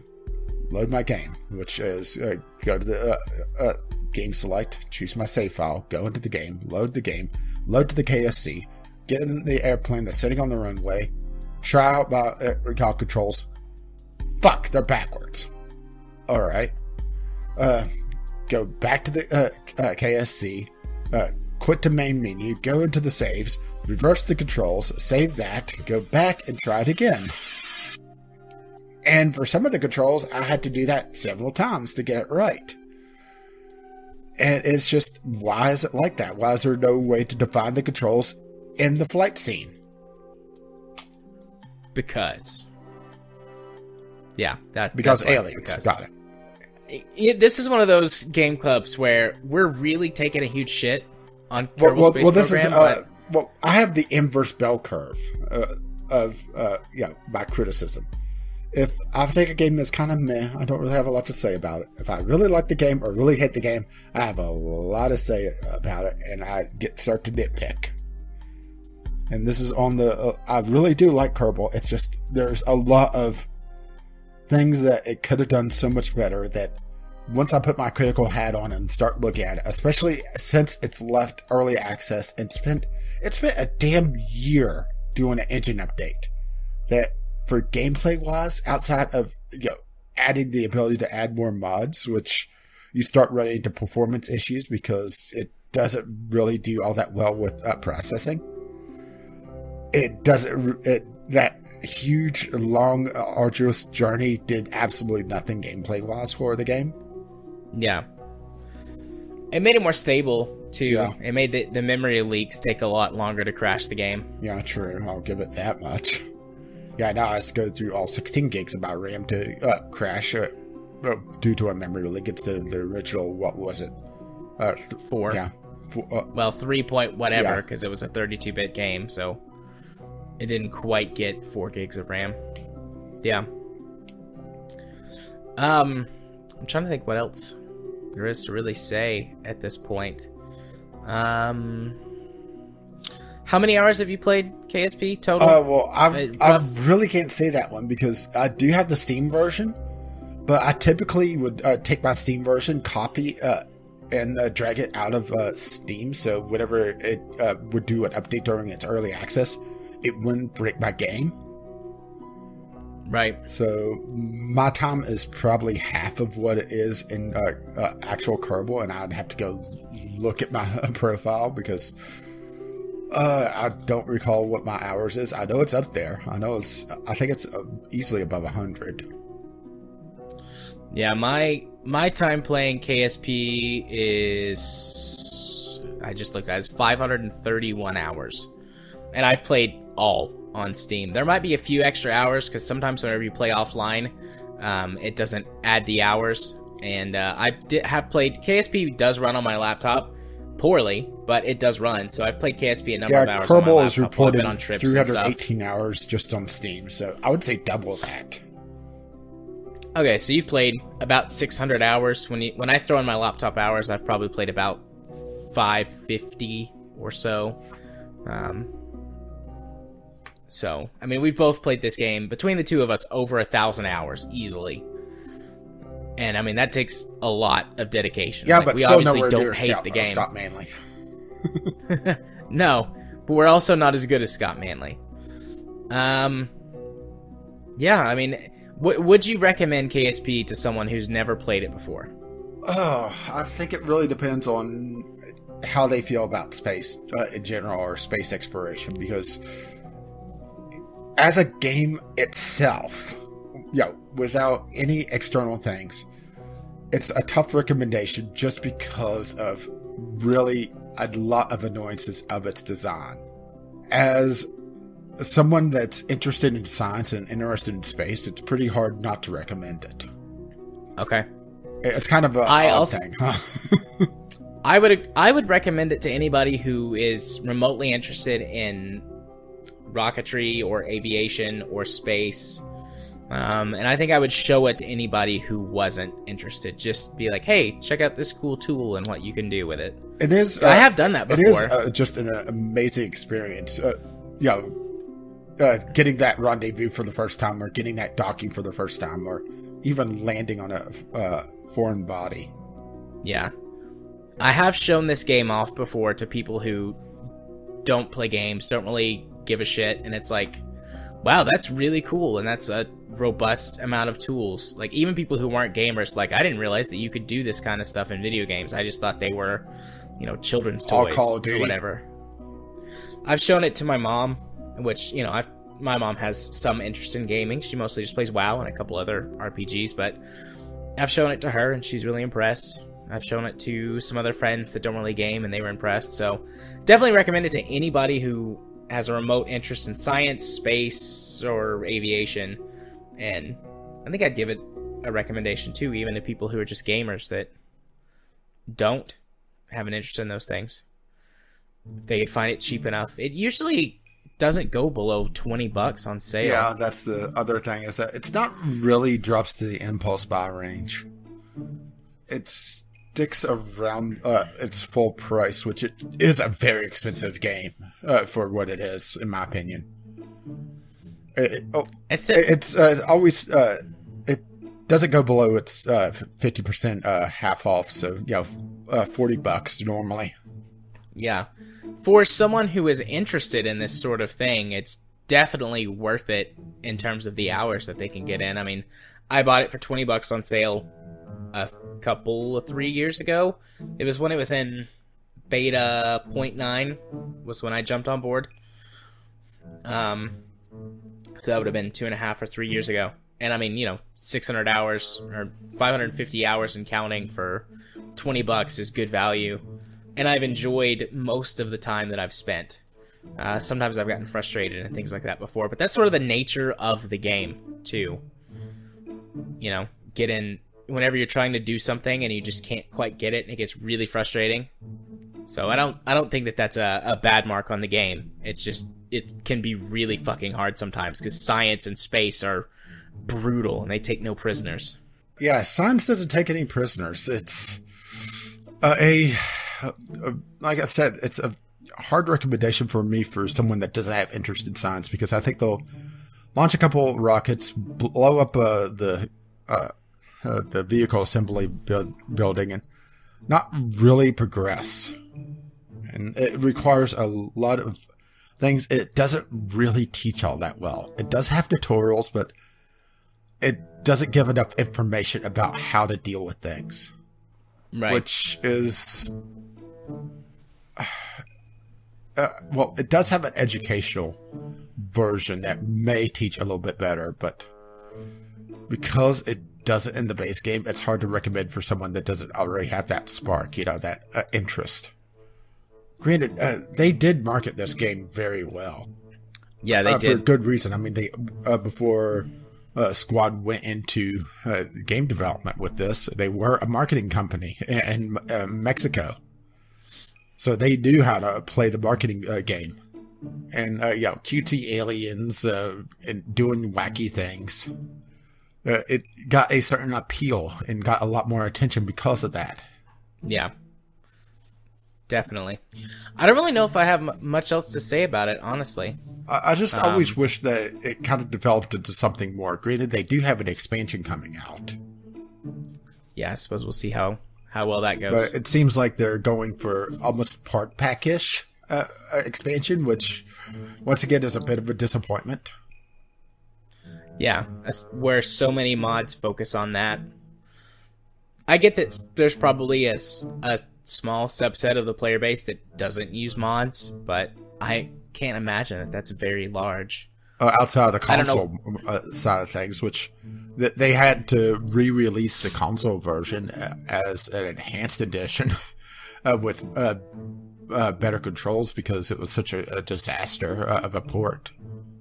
I was not aware of that, actually. Yeah, they are re-releasing the console version, and I believe they're giving it to previous buyers for free because the console version just never ran that well. Granted, it does have fairly good gamepad controls. They have this sort of time or negative time dilation thing whenever you're looking for action groups. To try to make up for the fact that they don't have a keyboard. Right. That's pretty cool. Yeah, I wish they had the gamepad support on the PC version. That's the one thing I wish for.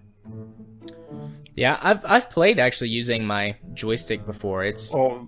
Well, the thing is that I don't... Because I've transitioned from a wired controller to a wireless controller, I don't keep my controller on all the time now. So that's also, right. The problem with that. Before, I could just leave my controller plugged in and, not touching, it'll be fine. But because I have a wireless controller now, and I've set up DualShock for Windows to shut down my controller if it's idle for too long, I either have to go in and turn off that setting and then, forget about it later and then run my battery dead on my controller. Or, I guess I could just plug in the controller, but that, it's probably not a good idea to play a DualShock controller with it plugged in. It wouldn't have to put a lot of stress on that small port, right? It uses a micro USB port, so it doesn't seem like a great idea to do that. Hey guys, hope I get this in time. It's been a long time since I sent something in, so let's give it a shot. Anyways, talking about KSP, what can I say about it?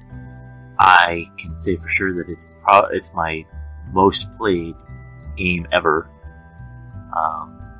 judging by the number of hours it's on my Steam account, and that's not including all of the extra hours I put into the non-Steam based folders I had for it. Let's see. I can say that without a doubt, if I didn't pick up KSP, then I wouldn't know as much about science than I do now. Just from trying to research and understand how physics works so I could build a better ship, or just figure out, read more about stars and planets and how they all interact and align with each other. Just because of the curiosity that I had from playing the game. I definitely wouldn't know as much as I do now. It was also one of those games that really helped to fuel my love for mods and the need to constantly tweak and change things, to the point that I'm probably not playing anything close to what the original game was. With KSP, you really couldn't do that. It was basically just adding more to the base. You could never really turn KSP away from what it actually was, which was just a physics playground, solar system exploring kind of game. That being said, there's a few favorites that I'll pick out. Early on, Lackluster Labs was my favorite, along with the B9 Aerospace Packs, KW Rocketry. I moved on to FASA for some super realistic kind of stuff after a while. The USI mod packs from Rover Dude have always been a staple of any game that I have. Probably one of the reasons why I take so much startup time, or setup time for me to get all my mods right, because they're pretty in-depth. As far as other stuff, the KSO shuttles, the Kerbal Shuttle Orbiter, that, I believe it was Helldiver? Hellblazer, something like that. I can't remember who it was, but it was a big old pack full of 1.25 diameter rocket shuttles, and then eventually a 2.5 diameter, which I ended up building an entire series of launches off of that, where everything that went up into space was carried on the back of a shuttle, or inside of a shuttle, I guess. Recently, I've taken a liking to the Tantaras and the Blue Dog Bureau packs, which respectively do the Soviet and US race to space programs very well.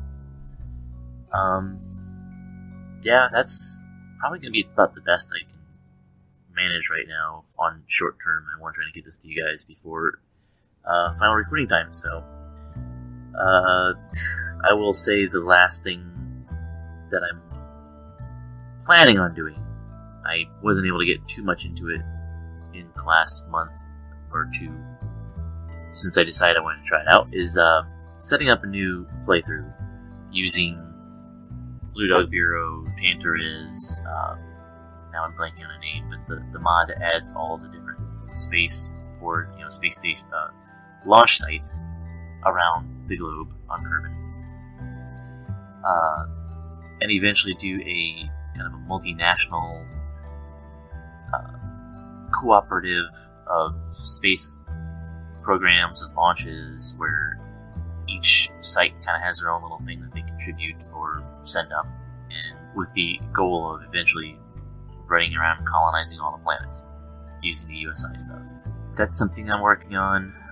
The last time I played, it was some crazy mix-up of me playing around with an Apollo capsule, Apollo era capsule in a Skylab type space station. So that, along with having a bunch of ground science, I think it was the ground research pack or whatever it's called, and some crazy rovers that I was building, mixed together with the airships pack. So I ended up having a mega airship with a runway on top and a hangar bay in the middle, with plenty of gondolas full of science and engineering compartments and stuff. And it was going to be my it was electric powered propellers with a nuclear generator inside of it. Quite an amazing contraption that I built. But it also was capable of endless flight around Kerbin, with vehicles inside of it to drop off or fly around for extra science. So, not very useful considering that I was playing in sandbox mode, but story-wise, I was going to get a lot of screenshots or pictures, possibly video of the exploits of the crew. But it was going to be pretty fun. Currently, it was, the last time I was using it, was being filled with vehicles and airplanes to be sent out, but it was just kind of floating around in KSP at the time. So, but yeah, that's the kind of stuff I'm looking to do, and that's the kind of stuff that I've always done. I have had a blast doing it, and I hope to continue having more fun with KSP in the future, regardless of what happens with Unstable at times. I don't know, it's kind of one of those games that I'm always going to go back to it and enjoy it whenever I Alright, I guess that's going to be about it for me, and I will go ahead and hang this up so you guys can continue doing whatever you're doing, talking about KSP. Alright, later. Greetings, J. Arthur and Caffeine Rage. This is Kyle coming at you about the Game Club Game of the Week, Kerbal Space Program. Kerbal Space Program is a game. I'm looking forward to the discussion you guys are going to have about this. This has been Kyle. Thanks for listening. Well, I guess that was Kyle's letter for the week. Seriously, Kyle? Yes, seriously. Okay, maybe I do have some more to say about it than that, considering my entire YouTube career was basically built on this one game. Anyways, I started playing KSP way back in the day with the .12 build, I believe. Now, I know some people started playing earlier, but to me, it filled a niche that wasn't really serviced to. There wasn't like a cartoony, simmy spaceflight sort of thing, and even though you could really only launch a rocket, orbit Kerbin, and maybe go to the Mun, not land on it because there weren't really any landing legs, it was still just an incredible experience to go ahead and get to play with orbital mechanics. That having been said, I mean, this was always a community-driven game. I remember one of the most important things I did when playing KSP was consult the forums, and everybody basically knew everybody at that early stage, if not necessarily by screen name, then by speciality. That's about the time that I decided to get into YouTube with KSP. Now, my early videos were really rough. I mean, it was just stuff like downloading a couple of parts packs for legs and going to the Mun and trying to land as best I could, because at this stage, there weren't patched conics trajectories, so you really had to kind of guess and check by altitude and the position of the Mun in relation to Kerbin and your spacecraft about getting over to the Mun. And it was kind of the Wild West. I mean, if people figured out something and they put it on YouTube, they could actually get quite a few views. And I was basically obscure for a long time. Then .18 rolled around. I remember when .18 came out. It was the first Kerbal Con, and I was determined to be one of the first to introduce rendezvous by nodes and docking by instrumentation. I was in college at this time, and in my classes I was actually writing down physics notes to get two things to dock in orbit and prove my theories on how to dock easily. And I knew if I was the one of the first ones to post this and have a good video, I stood a good chance of actually standing out in the KSP YouTube community. Which is exactly what happened. While .18 was downloading, Mel's was trying to get to business, and I was actually sort of ignoring her while watching the download bar because I just knew that I had to be one of the first to introduce docking by instrumentation and rendezvous by nodes, which I did. I got my videos up at like 2 in the morning and I was dog tired. I went to bed not knowing if these two videos would get any traffic whatsoever. And lo and behold, they did. I went from having maybe like 1,000 views to having over 15,000 views basically overnight just because everybody was watching these videos because everybody wanted to know how to do this. And that's basically how my YouTube career went, and my big mistake with KSP was tying it to my YouTube channel. See, while I still think KSP is a fun game, I got very burned out on it because KSP stopped being something that I would do for fun. It became something that I had to do to produce content. And while I was very successful at it for a very long time, eventually I ran out of new stuff to show, and that just made the game very frustrating for me because I could either sit there and bastardize videos that other people had done to try and generate content for myself, or I would have to spend hours upon hours a day literally banging my head against some engineering wall until I figured out some clever way to do it. Which I understand that's KSP in a nutshell right there, but the fact of the matter was if I wanted continued views, I had to do that, and that ultimately is what kind of ruined KSP for me. And I've tried to go back and just play it recreationally, but ultimately, I mean, I just got really burned out on the game, which is basically the major risk that early access runs, that people can get very burned out on a game before it's even released. Now, am I saying that people shouldn't go play KSP if they've never played it, or just play it again if they enjoy it? Hell no. Like what you like, and honestly, there's a lot worse time sinks than KSP. My closing thoughts are these. KSP, it really actually shaped my life in a lot more ways than just giving me YouTube content. Yeah, it made me a YouTuber for a few years, and that was fun, but ultimately I got burned out on the game. But it did also introduce me to the Kerbalcast, which is actually how I got started contributing to podcasts and why you're even hearing my letter on this channel at all. So KSP will always hold kind of a special place in my heart, even if I don't go back to it anymore. And third, and I guess, least significant is if KSP didn't exist, then the character of Crash wouldn't exist either, considering I would have had no reason to modulate my voice. Or should I say, Rage would have had no reason to modulate my voice. Seriously, Kyle? Yes, seriously, Kerbal Rage. Yes, seriously. Anyways, this has been Kyle. Thanks for listening. And maybe next week I'll come back with some more video game legal stuff, sort of tangent related. Alright, y'all have a good night. Alrighty. That was our 2 audio letters from Ghost Shark and Kyle. Thank you very much. Pretty much, not a lot to add to them. Ghost Shark does address the Bethesda complex problem, though. Yeah. Yep. But I will... there is one thing that Kyle kind of alluded to, but we didn't really talk about, is the community behind this game and how supportive they mostly are. I mean, granted, you always run into the jerk occasionally, right? But usually they're very supportive and congratulatory towards milestones, even if you're definitely not the first person to land on none. Yep. But I mean, that is a big milestone for new players, you know. Actually, I went to Minmus first. Yeah, I landed on the Mun first, but I probed Minmus first. Oh my. Wink. I hate to even think what you did to the bow hole. Oh, wouldn't you like to know? I just found the angle change a lot easier to hit Minmus than it is to land on Mun without really getting a feel for things. Yeah. But yeah, I don't really know if there's anything to add on top of what they. Yeah, I just wanted to highlight the community because there was a little bit of illusion, but not a direct shout out. So shout out to the Kerbal community. You guys are awesome. Indeed.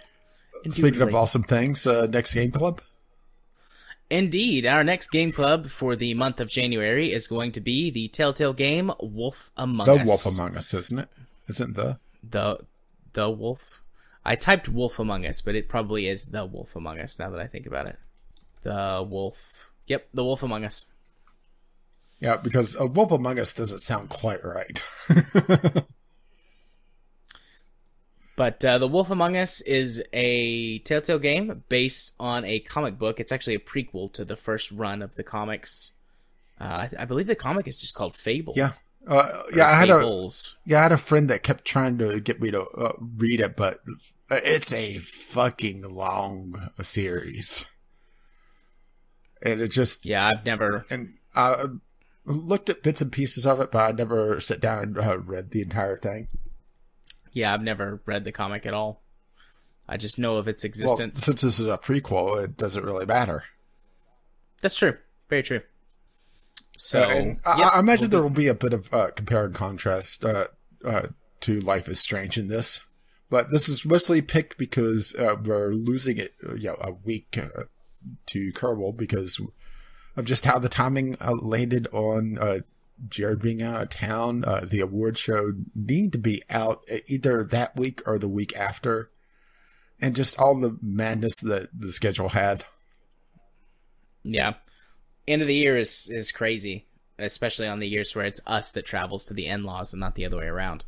Because at least if I'm home, I have my setup and everything and we could work something out. But if I'm gone, my laptop, I can't take my entire recording setup with me, and my laptop can't handle it anyway. So with that attitude, we recorded the very first episode of the show on my laptop, and that was a disaster. Yeah, and I've tried to record an episode on my notebook. Granted, my notebook is probably worse, and now it has a power issue that I need to replace the power port on it, and just have it. Wanted to do that because that is tearing the entire thing apart. Yeah.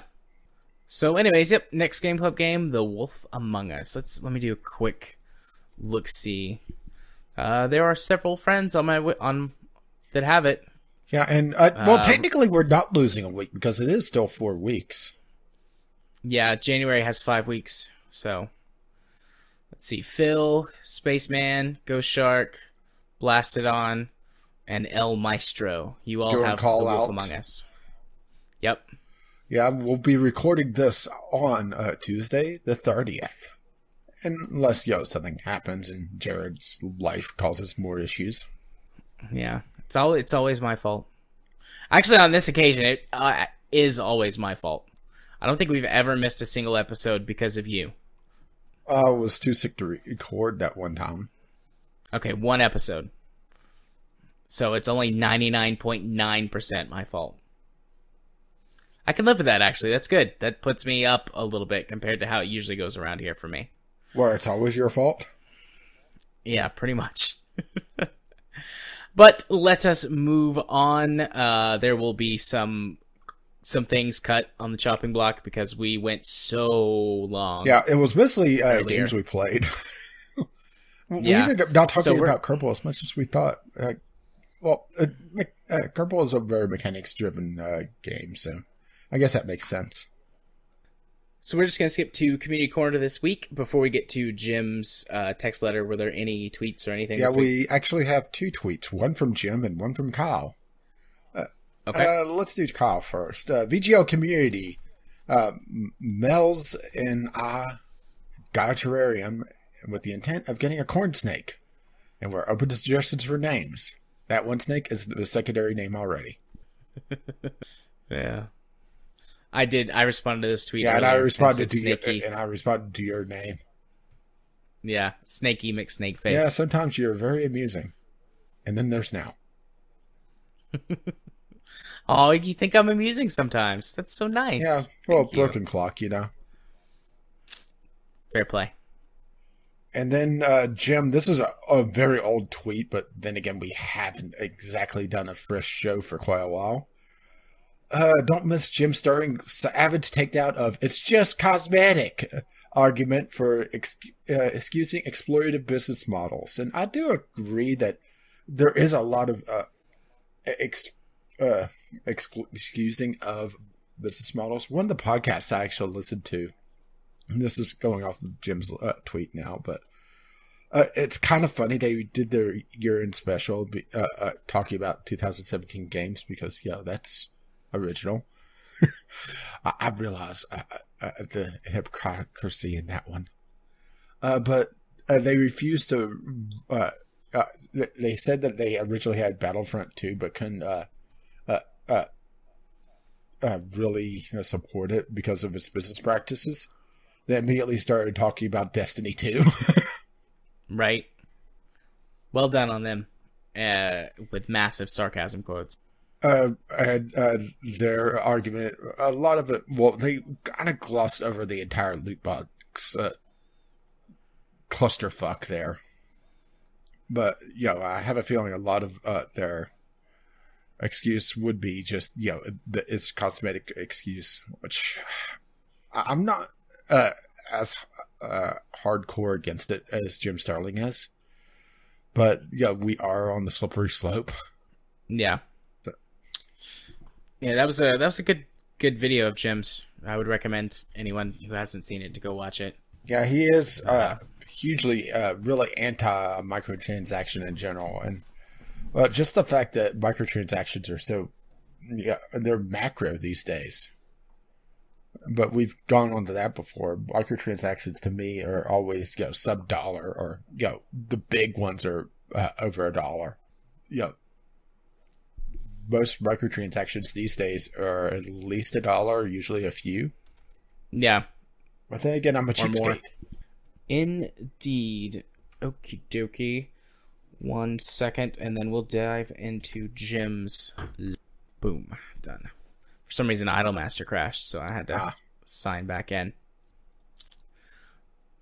Alrighty. So, Jim, a couple of weeks ago, the last live recording that we did, I mentioned the free-to-play stuff and the conversations I'd have with Jim, and I asked him to sort of re-explain what we had talked about and see if he had any sort of good free-to-play games with good business models to talk about. And he responded to that with a decent explanation, so we'll get into that. Stop me if you want to talk about All something, or I can just read the whole thing, and then we can talk about it I'll afterwards. stop you if there's anything I want to jump in on. Oh, I'm trying to save what voice I have left because my throat's feeling rather scratchy now. And I'm on bottle number 4 of water, and each one is 1.5 liters. And that's why there's been a few breaks. I forgot the Kerbal diaper. Poor Rage. Okie dokie. Jim begins. The problem with free-to-play games is that they have to suck by design. Allow me to explain. Assumptions. Number 1, game developers are in it to make money rather than give away products for free. Number 2, most players do not pay a thing. The majority of money made is from a small segment of the player base. Number 3, gamers will not pay unless incentivized to do so. They are not philanthropists either. The problem with free-to-play games that have microtransactions is all to do with how they incentivize players to pay and how much they want to get from each payer. And that is payer, not player. The number of payers is much lower, so the average payment per player must be much higher than a traditional game. Number 2, whales and dolphins are where they make the bulk of their money, so they are the ones catered to. Number 3, cater to whales. The price ceiling must be extremely high or non-existent. Number 4, therefore the price to buy everything in the game is usually in the thousands or tens of thousands of dollars. By needing to extract so much money from players, the value per dollar for the microtransactions is really, really low. I really take issue with this fact since the total cost of a game could be $0 plus $2,000. But hey, the first hit is free / sarcasm. So, how do developers get people to pay? They introduce pain points into the game. They could be anything from real-world time delays, grind walls, loss of progress, excessively hard sections, loot boxes, premium currency requirements, etc. This necessarily makes the game less fun to play. If it wasn't, there would be no reason to pay to overcome the pain. My gripe with the business model is that all of the games become too expensive to play. Whether you're talking about excessive grind or excessive microtransaction fees, to a paying player, they offer the lowest value per dollar in gaming. It necessarily has to be that way in order for the game to make up for those who don't pay. So how can someone enjoy free-to-play games? What free-to-play games typically do is gradually increase the amount of pain over time. They have to have a good starting experience because players will quit right away if they hit paywalls immediately. If you play the beginning of a game and quit when it becomes bullshit, you can definitely have fun. However, it does leave most of the game unplayed, assuming you don't have crazy money or an insane tolerance for grind. I'm not willing to give them a free pass on that. A game that you realistically can't play the majority of is not a good game. To answer the question posed in the podcast, what free-to-play games do I consider good? I honestly couldn't think of a single example. Sure, there are games like Crossout, World of Warships, War Thunder, and Robocraft that I had fun playing, but they all started to suck once I got far enough in that the screws really started turning. However, I did eventually realize that there are two classes of free-to-play games that can actually be good. The first is ad-supported games, provided the ads aren't too crazy. The second is probably the most fair and reasonable way of implementing free-to-play: shareware. Shareware solves most of the problems with the business. The player gets a good chunk of the game for free, which also acts like a demo. It removes the need to purchase up front, which is what discourages people from trying full-price games. It also gives the player a chance to simply buy the entire game in one go for a fair price, rather than being milked and bilked? Never heard of that word before. For thousands of dollars. The game developers also don't have to make the games less fun to play to encourage spending. Regards, Jim. Thanks, Jimmy Jam, for that concise, well-worded piece. Bilk.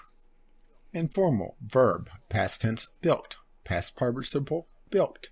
Obtain or withhold money from someone by deceit or without justification, cheat, or defraud. That is an excellent word, Jimmy Jam. I think I'm going to find ways to incorporate that into my everyday vocabulary. Anyways, yes, that is an excellent and concise explanation. I mean, it's hard to really argue against that, really. Maybe I'm more forgiving on free-to-play because I tend to not sit down and marathon games most of the time.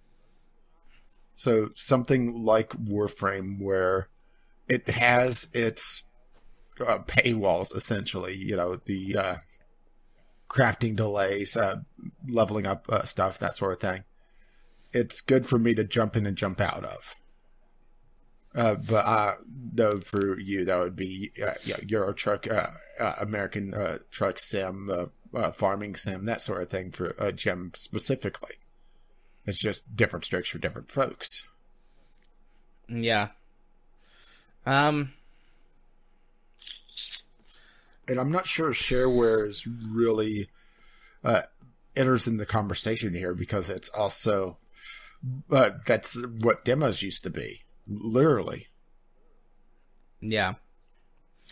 So he's essentially equating the old demo model to what free-to-play is these days, or ad-supported, which is essentially the mobile market, but then they try to funnel you into more and more ads, which by design sucks. Yeah, I think when done properly, ad-supported is probably the best free-to-play, but when it happens on mobile, it's obviously incredibly obtrusive. Either the game, pauses to show you an ad, or you get constant pop-ups on your screen. And part of that's just game developers abuse the mobile market because they can. Yeah, yes. Just wait till Steam gets wind of this. But the best sort of advertising that I can think of, and I don't know how this would work with every game, but sports games and Rocket League and things like that, I think we've talked about this before. If they put ads actually in the game, in the billboards and in the stands and things like that, that happens in real sports and in real racing. Why not do that and either offset the cost of the game, making it cheaper, or free altogether? But, that's basically one genre that has a way to properly do ads without feeling exploitative or taking people out of the game experience. Well, I know, Burnout Paradise. It had real ads on some of its billboards. Yeah, a couple of the Need for Speed games have done that too. The Underground 2, I believe, did it, and Carbon. So racing games could get away with it with their billboards, or even just sponsorship on the cars themselves, because that's a normal thing. Yeah. Outside of that, though, I don't know how that model would work. I mean, it could just be most games have a launcher or lobbies. There could be ads off to the sides there. Yeah, but I fucking hate it whenever I update my drivers and have game ads there. Yeah. There could I could see that having potential, though. It would take a bit to sit down for some types of games. Yeah, but see, this isn't easy money. That's also the problem. Yeah, the amount that they would get from ad revenue too is, I'm sure, much less than they get from. Yeah, especially if there's some sort of big controversy with the game. Yeah, can you imagine? Well, it's attached to some tragedy, or even an outrage group, but find something offensive about the game, because that has happened. If it was attached to their entire income was attached to just advertisers, that would completely ruin them. So it's I think it's probably too finicky of a system to support wholly. Yeah, I do like shareware. I do like demos, and I get where Jim's coming from on that one, but those have basically disappeared in the modern landscape, for better or for worse. They're gone. You do have YouTube to sort of take that place, or Twitch, but there's nothing like getting hands-on experience with the game yourself to see whether or not it's something you would like. Sorry, go ahead. I was gonna say I do really like that. I miss the days of demos and shareware for classic Doom and things like that. But I don't know how long shareware lasted. Actually, even modern demos, they're a rarity. But part of the problem is, one, if a game is in current development, where do you set up the demo? Because it's still being built. Or if it's early access, how do you build a demo? Kerbal had this problem for a long time. Bring it back to Game Club, where their demo was severely out of date because they updated the aerodynamics model, or they updated the launchpad itself, so it wasn't an accurate representation. Or then how do Yeah. you limit the game? You know, do you just limit the parts and then possibly give the wrong idea of what the limits are of the game, or what?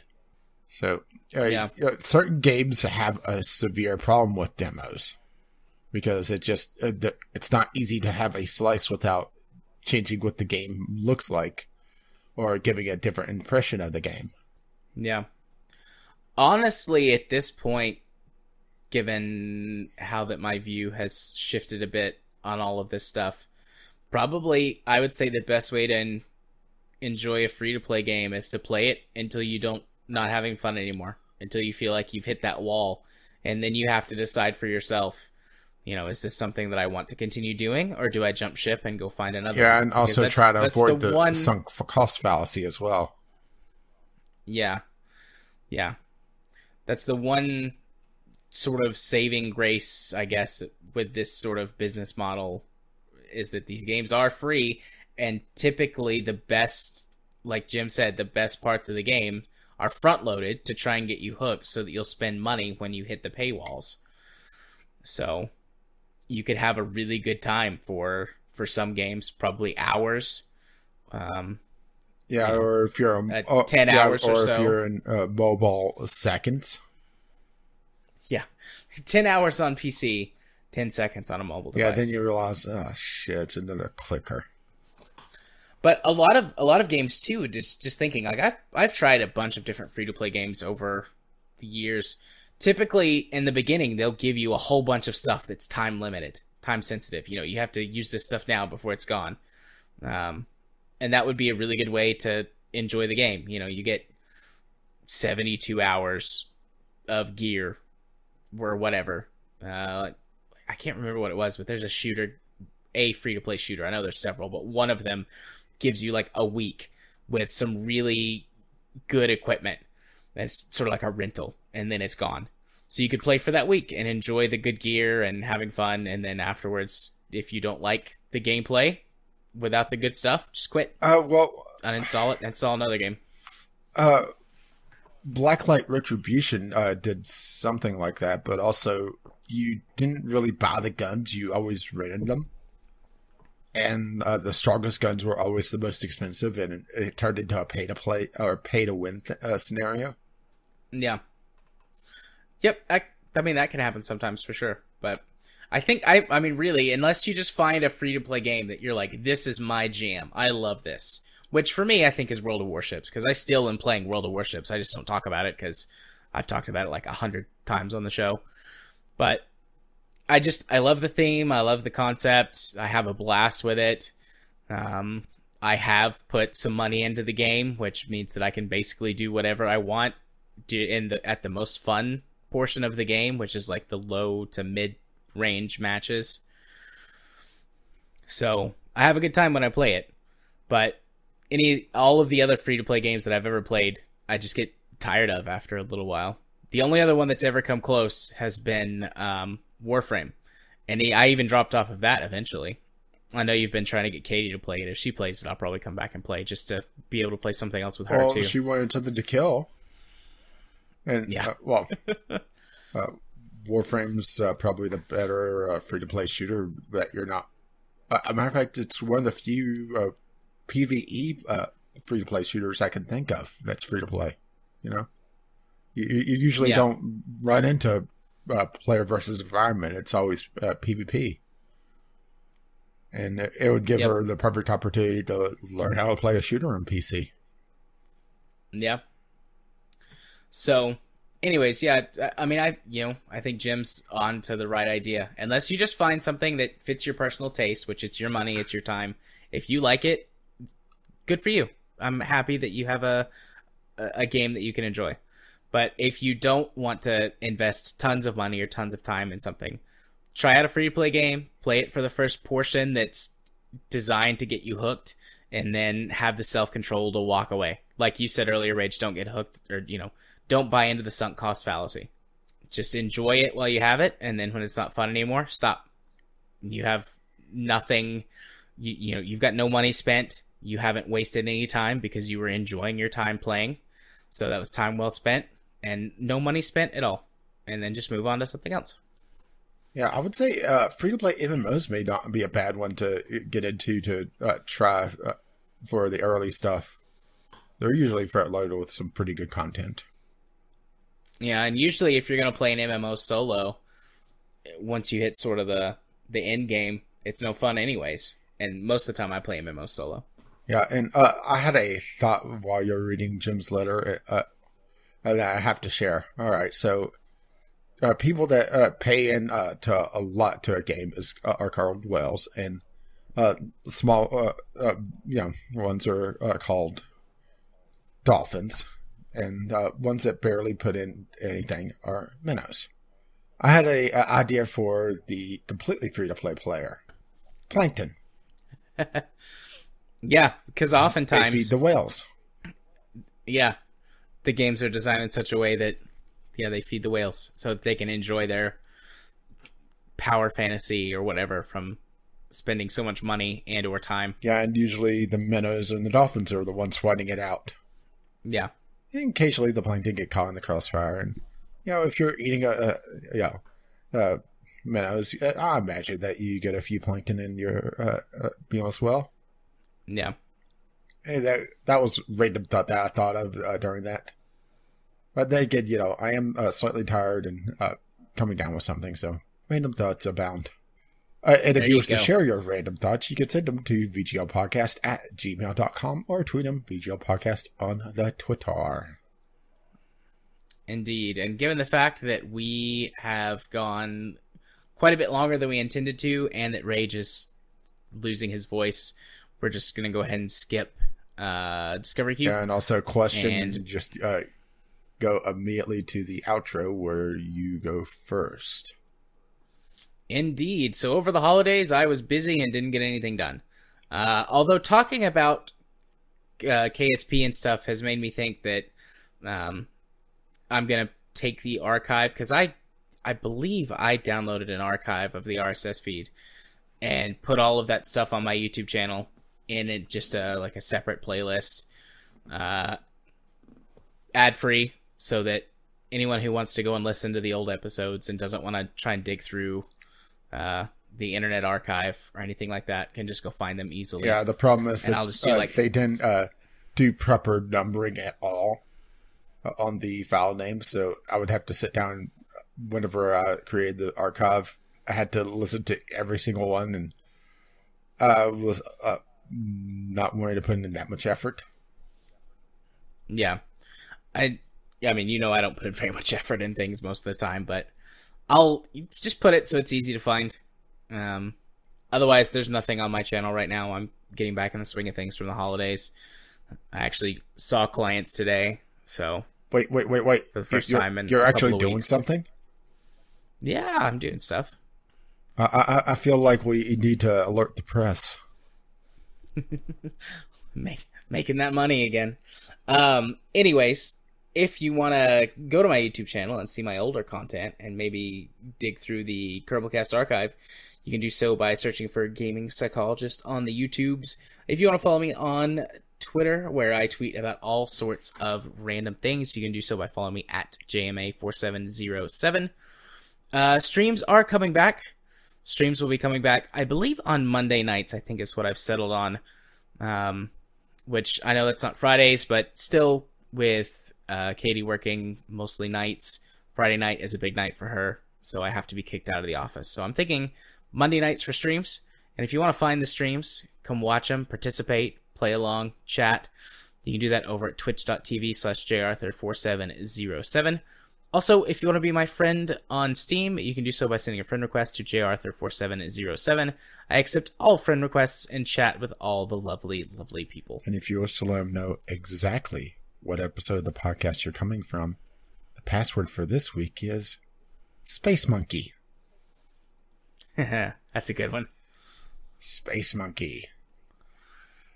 So, my YouTube channel is still very light on content. I just finished Never Alone just before the New Year's and took New Year's Day off because timing would have just been annoying as hell. Plus, I had to actually figure out what I wanted to do and Had time to get into Kerbal, get some a few extra hours, and the week before that, the Mega Sunday sampler that got hardly any views, but that's kind of how my channel is these days. Took a lot of time, so I, didn't get to get RimWorld up and running. So plans are, assuming my voice isn't completely gone tomorrow, record Civ, if not, set up to go over the weekend and start next week. Finally get my playtime in RimWorld to make sure that is a stable build, and start RimWorld in probably 2 weeks. And then try to track Jared down. Yay, track me down. Because I do want to get Divinity off the table. We do need to do that, yeah. We should wrap that game up. Yeah, assuming we could start playing another game. Could even remember what the hell we were doing. We'll figure it out. Oh, we'll just kill everyone. Eventually we'll find the right one. There you go. But Sunday Sampler should still be okay for this week. It's still going to be a light week on game releases because, Steam sale, even though the Steam Direct bullshit is still flowing ever so nicely. Yeah, so many bad games. Why the hell did they take Steam Direct? Money. Oh, right. Well, at least it's not loot boxes. So you can find all that other nonsense at A Gaming with Caffeine Rage on the YouTubes, or just find me tweeting occasionally at Gaming with a CR. So, let's see. Once again, if you wish to contact us on Gmail, it's vglpodcast@gmail.com with your letters, voicemails, gaming-related topics, or just tweet us VGL Podcast. Our Patreon, which, kind of funny, I do the public service announcement talking about how Patreon is changing their fees. Wanted to be a nice guy, then they double back on it. So, if you remember all that stuff I said a few weeks ago about Patreon changing their fees, strike that, reverse it. They changed it back. At least for now. I mean, I understand their heart was in the right place, but they didn't think through, because a lot of Patreon projects are supported by their lower donators. A lot of people on the lower tiers. So, their heart was in the right place, their brains weren't. But if you wish to help us help pay for our brains not being in the right place, you can find us at patreon.com/VGL Podcast. If you need the show notes or want to get the RSS feed, it's vglpodcast.podbean.com, which has been supported by our lovely, lovely Patreon supporters. Or you can just find us on iTunes or Google Play or Stitcher or wherever Jared has stuck us. Our intro and outro music is On the Ground by Kevin Lloyd. You can find his work at incompetech.com, and I am going to go rest my voice now. As always, as his lovely music starts to roll across my voice. Bye-bye now. I think I need a lozenge. Also, Happy New Year, everyone. It's 2018. Maybe it'll be a smaller dumpster fire than 2017. Anyways, bye-bye.